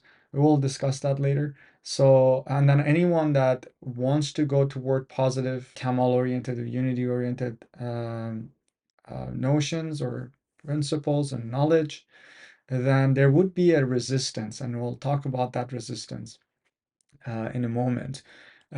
Here, I put this resistance here. You see, there is this humans, and there is a law that shows that ask and you shall receive. And then there is this request that is sent to God, and then there is an agent that is the medium to deliver that request. Now, I'll talk about this resistant line here. Now, the reason that I'm talking about it here, just as much as I mentioned, is because this resistance also has a role to cause equal opposite resistant force when it comes to any movement toward Kamal or unity-oriented perfection. And the reason is that imagine if there wouldn't be any resistance, then the implication of the lack of the resistance would be that as soon as we would tell that I want to be a better person, we would be, because there is no resistance to stop us from being. But that's not the case. Our experience indicates that when we want to become a better person, then there's a lot of situations, internal and external, that makes it quite difficult to um, to implement it and act it out and embody it. So it's not as simple as saying I want to be a better person and boom, we are a better person. So there is a resistance, and then we will examine what is behind that resistant force and what executed and all those things. But for now, all you need to know is that there is a protective layer given with every halqeh or etisal that you're going to receive that would protect you from that equal opposite resistant force in regards to doing Faradarmani for others or for yourself, and as well as being surrounded by individuals that have those faulty cellular consciousness. Those faulty cellular consciousness would be unable to negatively affect you as long as you're in the service of interuniversal T consciousness network, which means that if you're doing Faradarmani for someone, you're protected, but not if you're doing something like normally you do without the utilization of Faradarmani in that sense. Faradarmani, as I mentioned, scans the entirety of our existence by the cosmic T consciousness network that has access to all infinite constituents layers of our existence, independent from any methods, approaches, experience, race, belief. So, regardless of the individual's personal qualities or personalities or beliefs, this operation is being executed and managed by the T consciousness network. The T consciousness network would scan and detect all these various layers of our existence and bring it outside, and then we would have a symptom. I'll talk about those symptoms. It's and the process of expulsion, which is necessary for the process of healing. The issues come up on the surface. It notify us by some sort of experience of it existing. For example, if you had an experience or history of migraine, your headache might come up during the scan or after the scan, or sometime after, like maybe a day or two after you've done a Faradarmani etisal, that information come up on the surface being processed and will be resolved by Faradarmani. So I'll get to that in a detail in a second as well. So the Faradarmani is absolutely free, so no one should charge for doing Faradarmani for anyone else. It's absolutely free. Any fee associated with the class is separate from Erfan Halgheh. Erfan Halghe is completely free. Anyone that is watching this video, if they are interested in receiving Faradarmani Halgheh or the Halghehs that we're about to explain and experience tonight, um, is able to treat this video as a live class and be able to receive that Halgheh for themselves without actually having someone opening the Halgheh for them or assigning the Halgheh for them. I'll explain that more and more. The more we go further, these make more sense, and I would like to share it from the beginning so you know exactly what's happening in the process and how it's been done.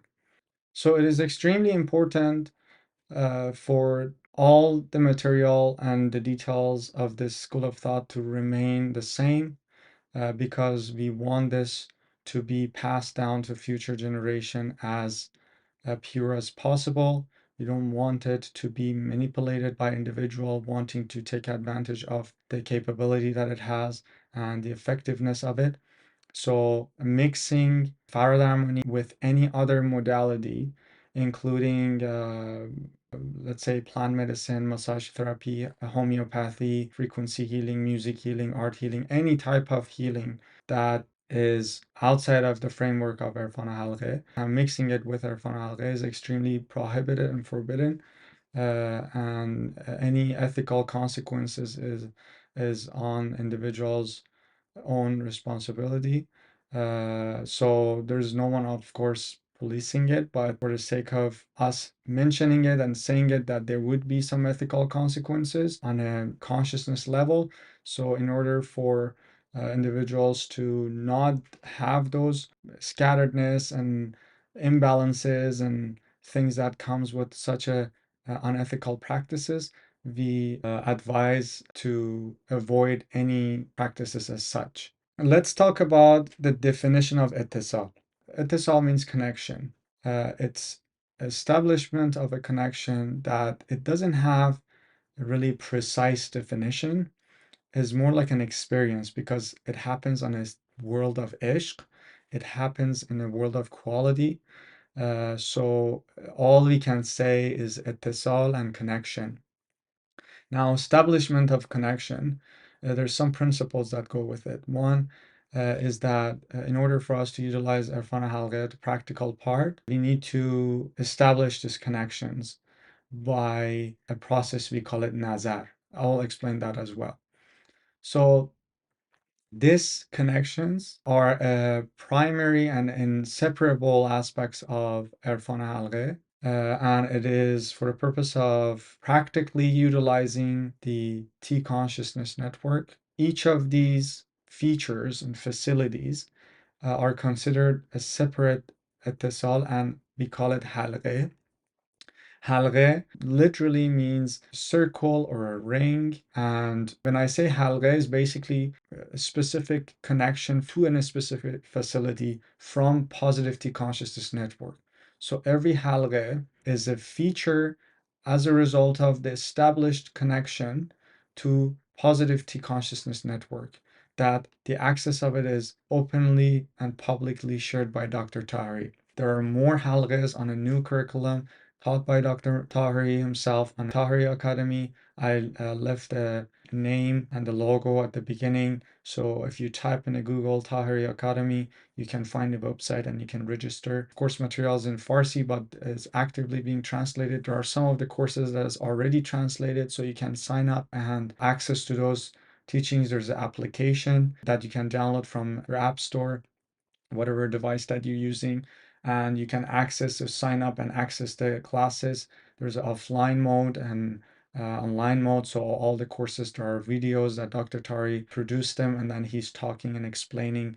And then there are PowerPoints that is translated in English. All the material, the video, actual videos are in Farsi, but the PowerPoints are being translated, and there are many of them translated already in English. Regardless of those theoretical part of it, if you register, you would get the connections and halghehs, the new halghehs that is being given in the new academy if you're interested. There are many individuals from my class that they're not bilingual. They don't know how to speak Farsi or understand Farsi, but they're sign up for just receiving the halgheh part of it and be able to use it. I'll send you a link in the class. You can apply for your Faradarmani certificate, which indicates that you are a Faradarmangar, or used to say Faratherapist. We don't use therapy for some technical reasons, but for the sake of understanding, there's a certificate that Dr. Tari can send to you, the original certificate that can show that you are the practitioner. I can send you the link how to apply. If you had issue applying it, you can ask me and I can do it for you. There's an $80 fee for that physical certificate. Let's talk about the two type of connection to the T consciousness network. There is one connection, which is an individual connection. An individual connection such a connection that there is no particular definition of that path.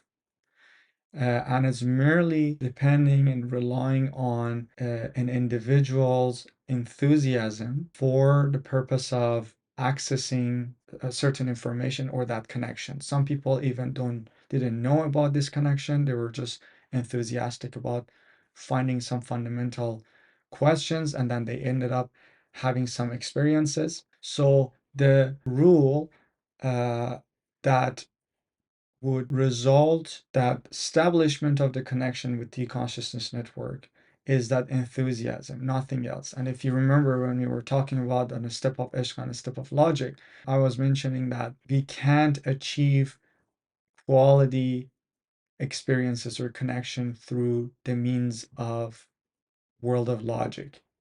So the only thing that we could use to establish a connection with something that is beyond time and space and opposition, which is the T consciousness, beyond our limitation of our dimension, is that quality within us, which is enthusiasm. So the resistance you see in this chart, it's the individual can break through this resistance and get connected. And a lot of individuals throughout the history in different schools of thoughts did not understand this principle and then spend years of their life trying the faculties of logic, using the methods and skills and will and effort and practice and mantra and repetition and suggestions and this and that, and even to extreme ascetic practices. And some of them had some experiences, but those experiences were not because of the practice itself, but it was because this enthusiasm behind it. So one person could have this enthusiasm without going through all those hardship and still break through and get connected. So the individual path is a path that the person's not relying on anyone's book, anyone's ideology, anyone's suggestion, is on their own only, and they're just going after answers. And there is no one way or the other for this type of connection, but it's extremely hard to break through this resistance. As we can see throughout the history, there are not many people that were able to break through this resistance and bring back something practical that didn't actually lead to deviation and corruption.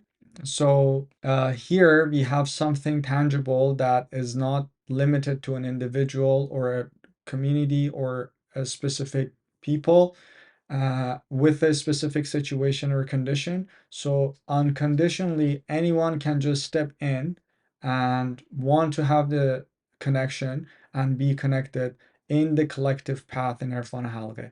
So individual path, someone had to just go rely on their own enthusiasm and all the hardship and break through this resistance.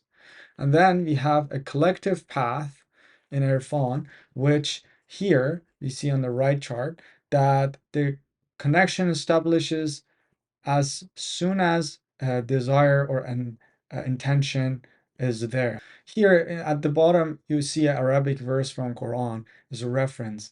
It says, Ud'uni astajib lakum. It says like, ask and you shall receive. It's conveying a law that whatever you ask, you shall receive. Of course, one would say like, what do you mean? I ask a lot of things and I didn't receive even one.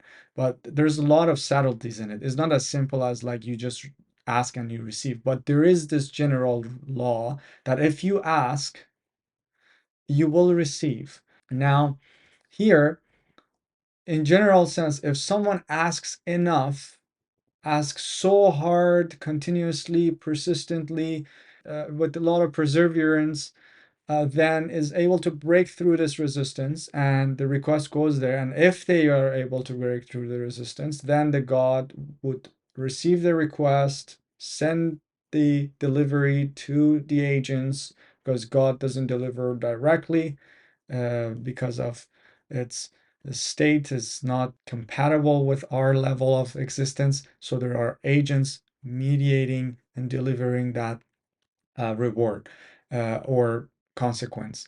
Now, this is the individual path. Now, in a collective path, the individual doesn't need to have the enthusiasm, the extreme enthusiasm.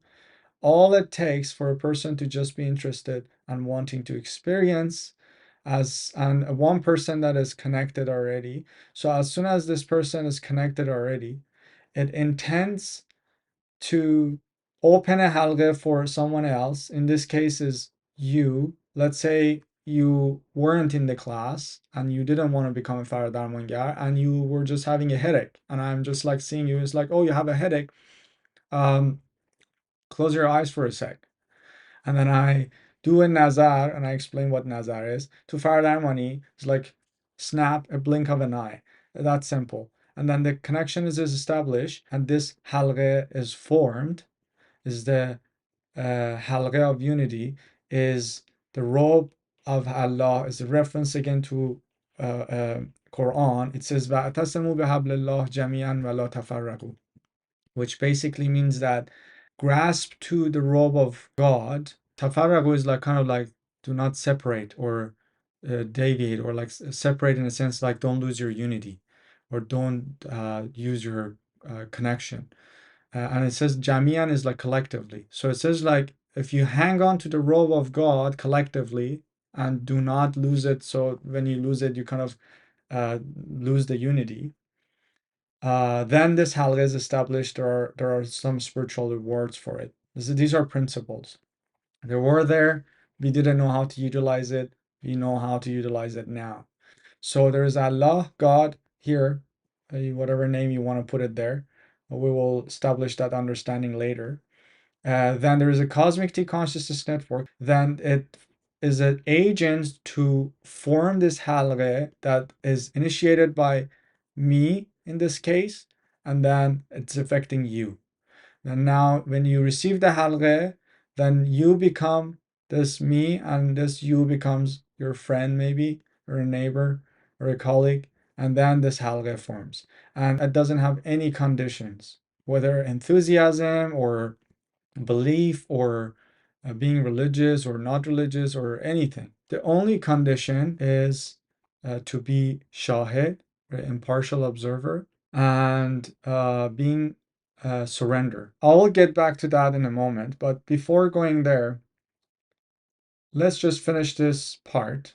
So Erfan Halghe is based on that notion of وَاعْتَصِمُوا بِحَبْلِ اللَّهِ جَمِيعًا وَلَا تَفَرَّقُوا. It's is this robe of God that we can get connected to. Imagine like this connection as a robe. Before there was no Wi-Fi, so the analogy was like a rope coming out of the sky. So if we are connected, if we are connected or holding on to this rope, then the divine reward, divine spiritual reward would be given. If someone is not connected to this facility, then is unable to use the facilities, obviously. So they're missing out on this facility. And as it doesn't have any condition and it's free, anyone who wants to step in and research and experiment and examine, they are more than welcome to do so.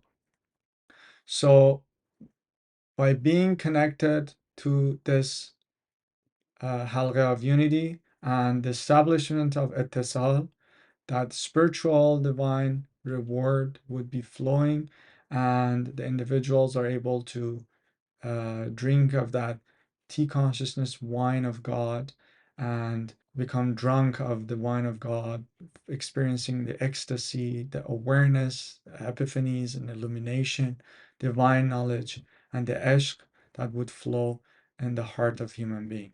And that's where we can go back to the analogy of Sari, which is the individual serves the wine, that refers to God, that God would serve the T consciousness wine of awareness and illumination. There are many, many different poetries of Rumi, Khayyam, Sheikh Bahai, Attar, Hafiz, Saadi. There are many great Arif individuals in Iranian history that you can see that they had these experiences and they were putting it in such a beautiful poetries and in such an analogy to convey that quality experience. So this divine experience of the Halgheh of unity is by coming two individuals together initially, and then as soon as two individuals come together, the third member becomes the Holy Spirit, and the fourth becomes God. So the only condition for the establishment of the connection is being shahid, an impartial observer, and taslim. So, what do we mean by shahid? Shahid is an observer that just observes the event without any prejudice, without any analysis of what is happening, without any type of mental energy whatsoever about the things that are happening. So imagine you're opening a TV and you're just watching what's happening without trying to analyze everything that is happening or try to have a judgment about what's going to happen after or why this is happening the way it is. Just watching. So the only thing that is necessary for an individual to be uh, available for the establishment of that ittisal is being shahid, an impartial observer.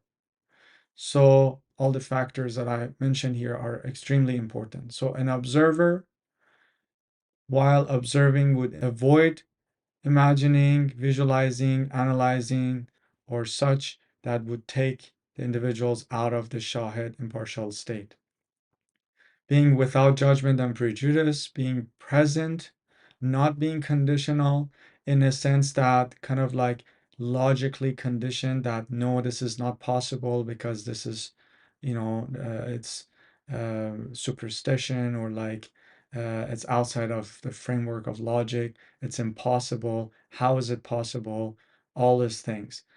Being free, which means that not being under the influence of a substance, being surrender, which basically means not doing anything. It's very simple, but sometimes very complicated. So the only thing that we want to do is not doing anything and only observing. And that's the only condition for the establishment of that connection. So there are some important factors for me to say here that no one should introduce these connections with any other name other than the cosmic T consciousness network or divine T consciousness. That if someone do so, then that would be extremely unethical, and that would cause individual deviate from the path of glorifying God and His facilities toward glorifying the self, ego, and misleading other individuals. So we extremely prohibit anyone to introduce this teachings or etisals and connections under any other name than it's presented. So from all the explanation that we had, we know that all the process of healing is being done by Cosmic T Consciousness Network. All the diagnosis is happening by the T Consciousness Network. There is no necessity for Faradarmangar to ask the individual's issues or problems unless the patients would like to share. We don't need to know it. Knowing those information has no effect on the quality of the Faradarmani process. So none of those factors are contributing to the positive result of Faradarmani. To emphasize again that we don't use any energy. Anything that is being done here in Erfan Halgheh is T consciousness. Energy is a manifestation of T consciousness, and emphasizing avoiding using energy when we're referring or explaining of how this connection at the cell works. One of the principle of connection to God is that when individuals send a request directly to God, and it's very important that I need to emphasize that on a directly part of it, then based on a law, the shall receive would imply. So there is another verse in Quran that talks about this notion, and that is Iyyaka nasta'in, which basically means that only, absolutely only, we would ask help from God directly. So there's no medium or no other names that the request would be put forward or would be referred to other than God.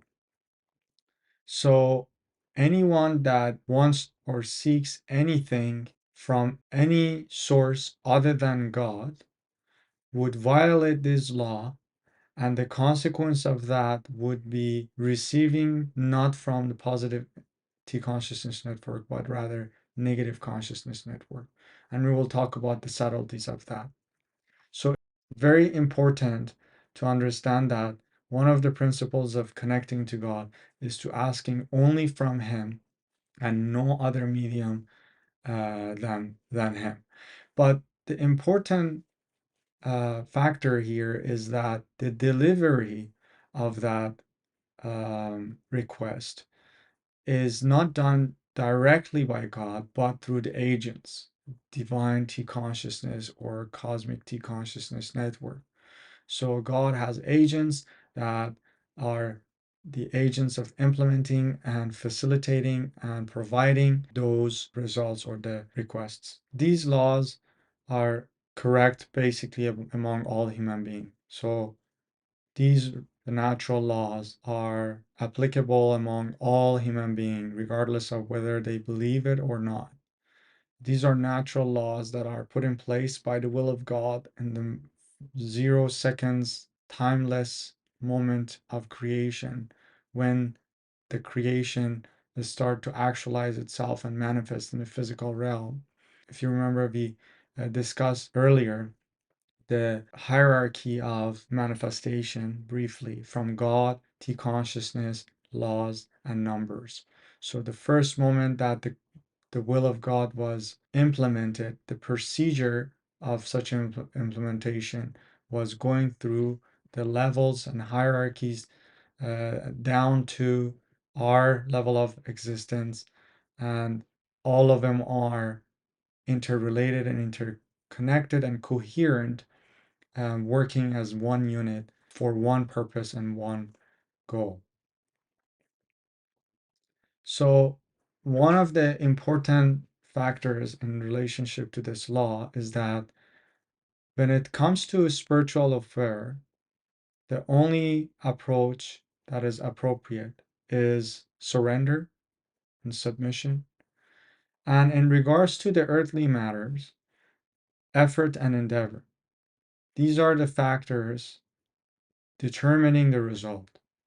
So, as I mentioned earlier, if someone would get this inverted and not be aware of this law, then the consequence is failure. So, if someone would approach the earthly affair relying only on submission and surrender of will of God, nothing is gonna move, nothing is gonna happen, because there are many other laws that we will discuss later that is a factor that doesn't allow that to happen, because it becomes contradictory. fundamentally. We will discuss that later. On a spiritual sense, even if someone gets a quality experience or result from approaching anything other than submission and surrender to God, then the result that they're having, it's either deviating or a lot of unnecessary energy put to achieve that because of the discussions we had. The result of those quality experiences is the quality enthusiasm of the individuals, not the practice itself. So, as I mentioned, there is no difference between the race or belief or inclination or any type of qualities that are associated on a personal level in terms of the establishment of the connection in Erfan Halghe. So the last topic we're gonna talk about before I'm gonna discuss the practical part of it briefly, and we're gonna experience it, and that would be it, is the definition of a scan and expulsion. So scan is self-explanatory. I explained it a little bit. As soon as we use nazar, and I explain what nazar is, basically directing our intention 0 second. So the intention doesn't need to take so long. It could be just blink of an eye.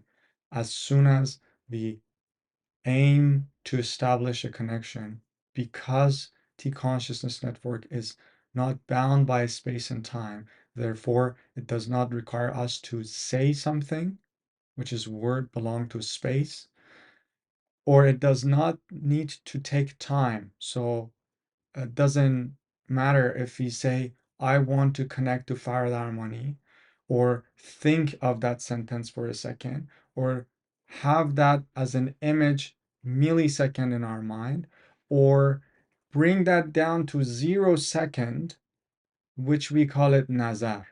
It's kind of like a glimpse. So the only thing that we need to initiate a connection to the positive T consciousness network, the agent of God, in order to utilize the facilities, is nazar, that 0 second aim, intention, glimpse that would initiate. Is just like as much as tapping on your Wi-Fi toggle and turning it on. What it takes for you to turn your Wi-Fi on? Just to tap.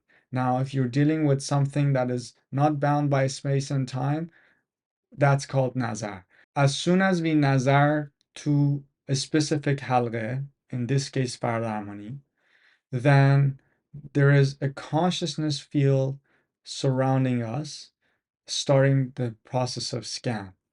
As the process of scan initiates, which all it's a hands of operation, it's all being done by T consciousness network.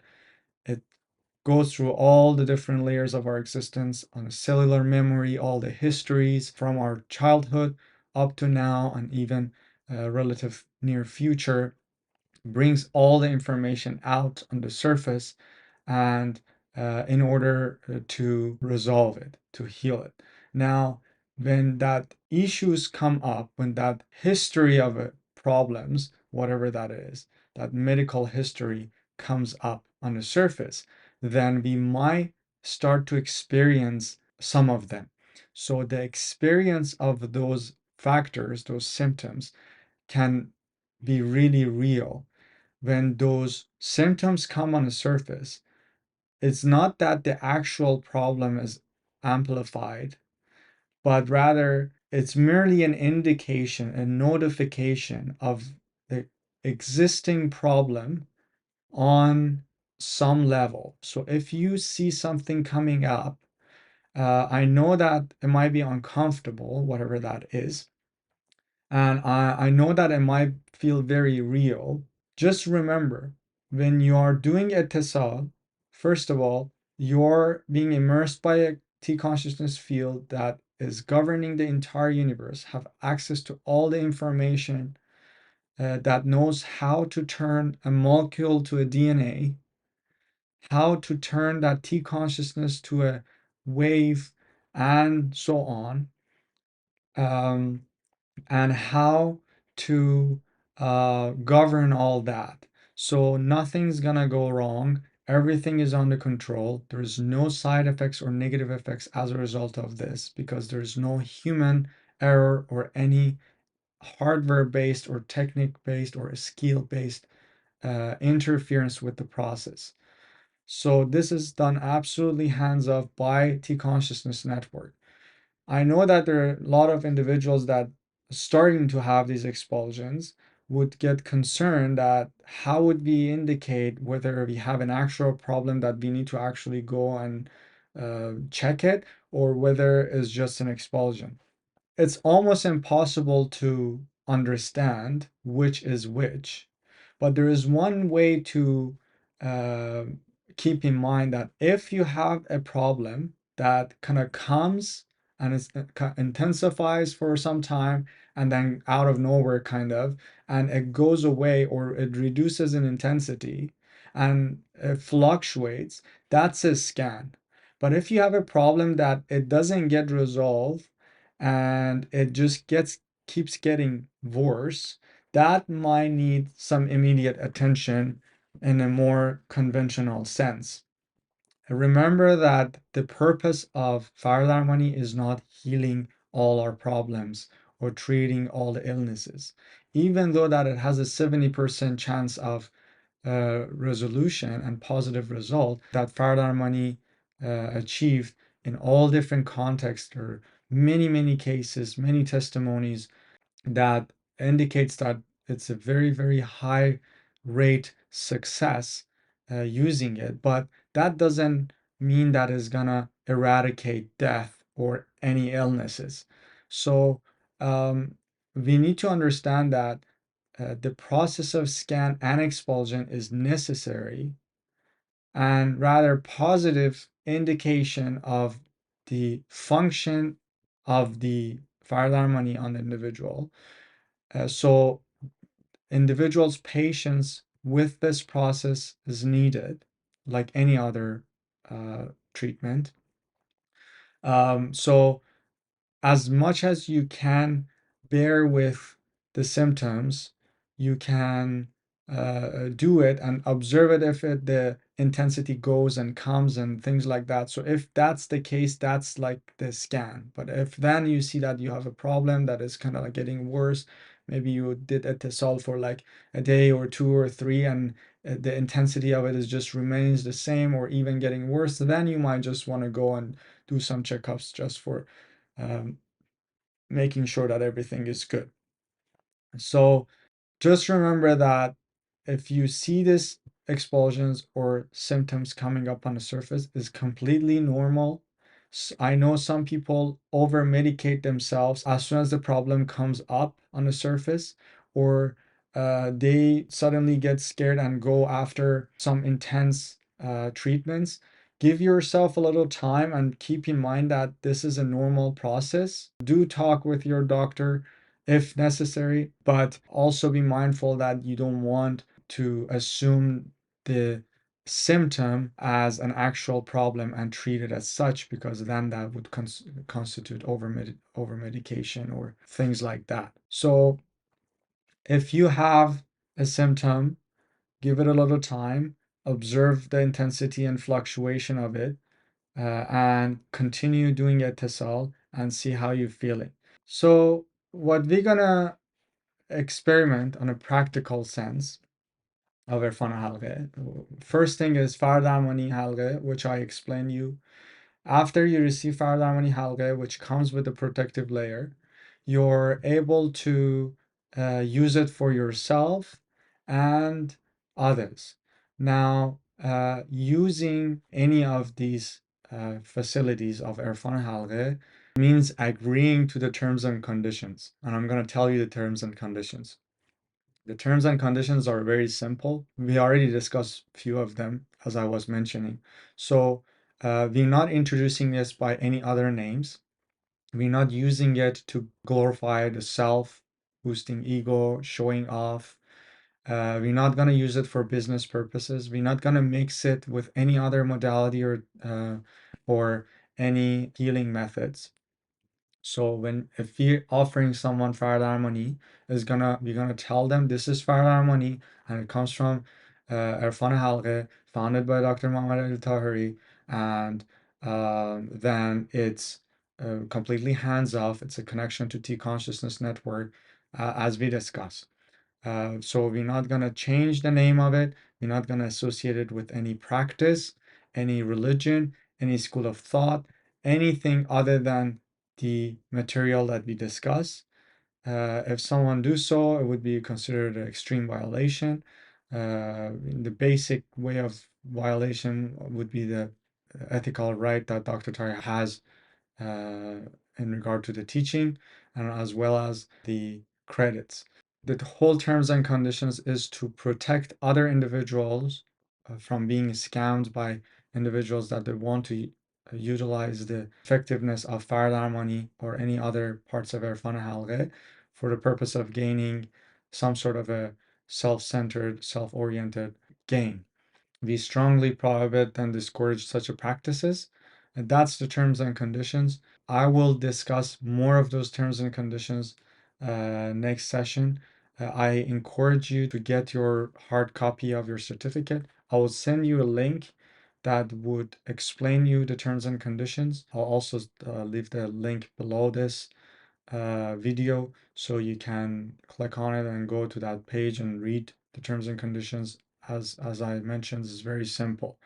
If persons is honest, using this teaching, sharing it as it is, and not trying to change the name of it and utilizing its effectiveness and facilities under other name or religion or practice, or adding anything to it or deducting anything to it for any personal gain, then you're fine. Now I'm going to explain you the practical part of it. I'm going to talk about what polarity field, how polarity field functions, and what are the issues that can come with a disturbed polarity field the next session.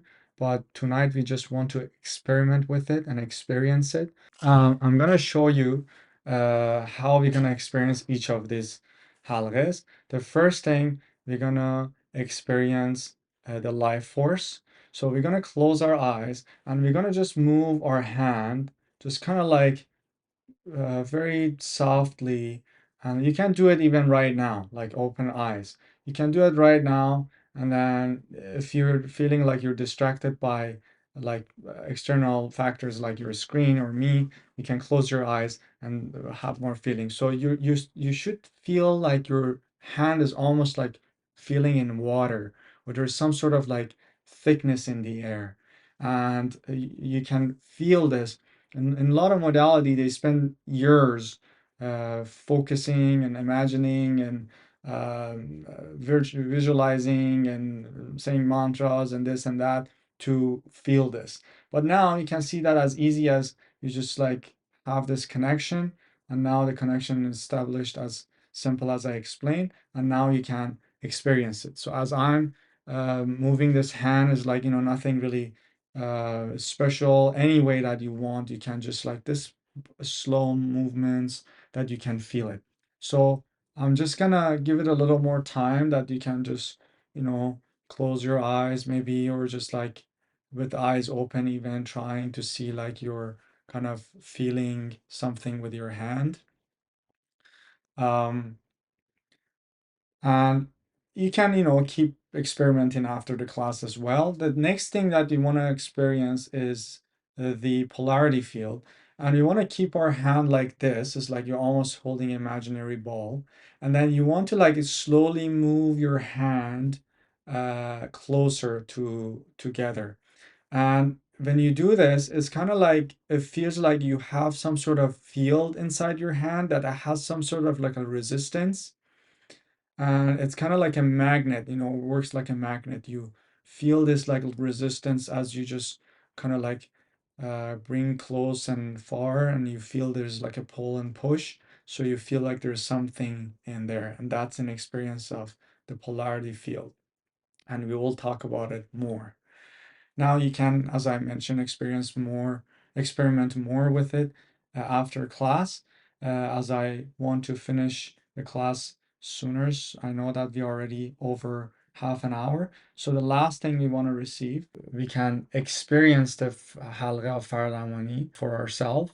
For this session until the next week, we're just gonna experience it for ourselves. We're gonna experience the Faradarmani for ourselves. Next week, after you read the terms and conditions, and I actually go through it with you in the class in case you forgot to read it, then after that, we will receive that at the end of the class, and we also have other experiments as well. So now, what we're gonna do, we're gonna close our eyes for a few minutes, maybe like 10 minutes. It's good to have like 20 minutes, but because it's in the class and you can, after the class is done, you can always go back to it. You're going to experience Faradarmani connection. And as I mentioned, I'm going to explain a little more. What's going to happen is that the connection is going to be established between you and interuniversal consciousness to God, as in which interuniversal positive T consciousness network is an agent of God.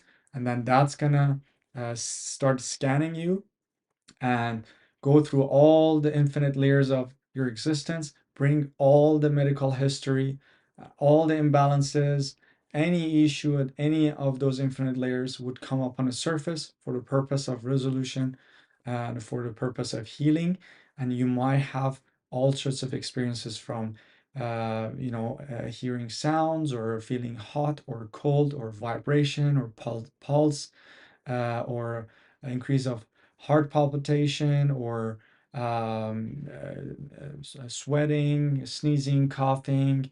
You might even want to cry, or you might see colors with the closed eyes, or you might hear sounds or frequencies and things like that. Anything that can happen. So if you remember, we said Faradarmani is a holistic healing that contains all those approaches. So if we have an issue on a frequency, cellular frequency, then if there is a necessity for some sort of a frequency to align that, you would hear some sort of frequency. If there is any alignment on an energy level, it will deal with that. If it's on a cellular consciousness level, it deals with that. If on a physical level, it will have like a Faradarmani, even physiotherapy. People had some sort of movement that adjusted their posture or their spine, or we had very interesting results with Faradarmani. I'm not going to go through them because I don't want to take up more of your time. So we're going to experience that. Remember that everything that's going to happen is in a scan and is an expulsion. Don't just neutrally observe the process without trying to analyze it or think too much about it. Just leave all that after your connection. While you're in a connection, you're just observing. So let's experience Faradarmani Halgheh, and then we will be back for just a couple minutes if you have any experience to share or if you have any questions. Otherwise, that's it for tonight. It's an absolute pleasure to share and learn with you all. I'm looking forward to the next session.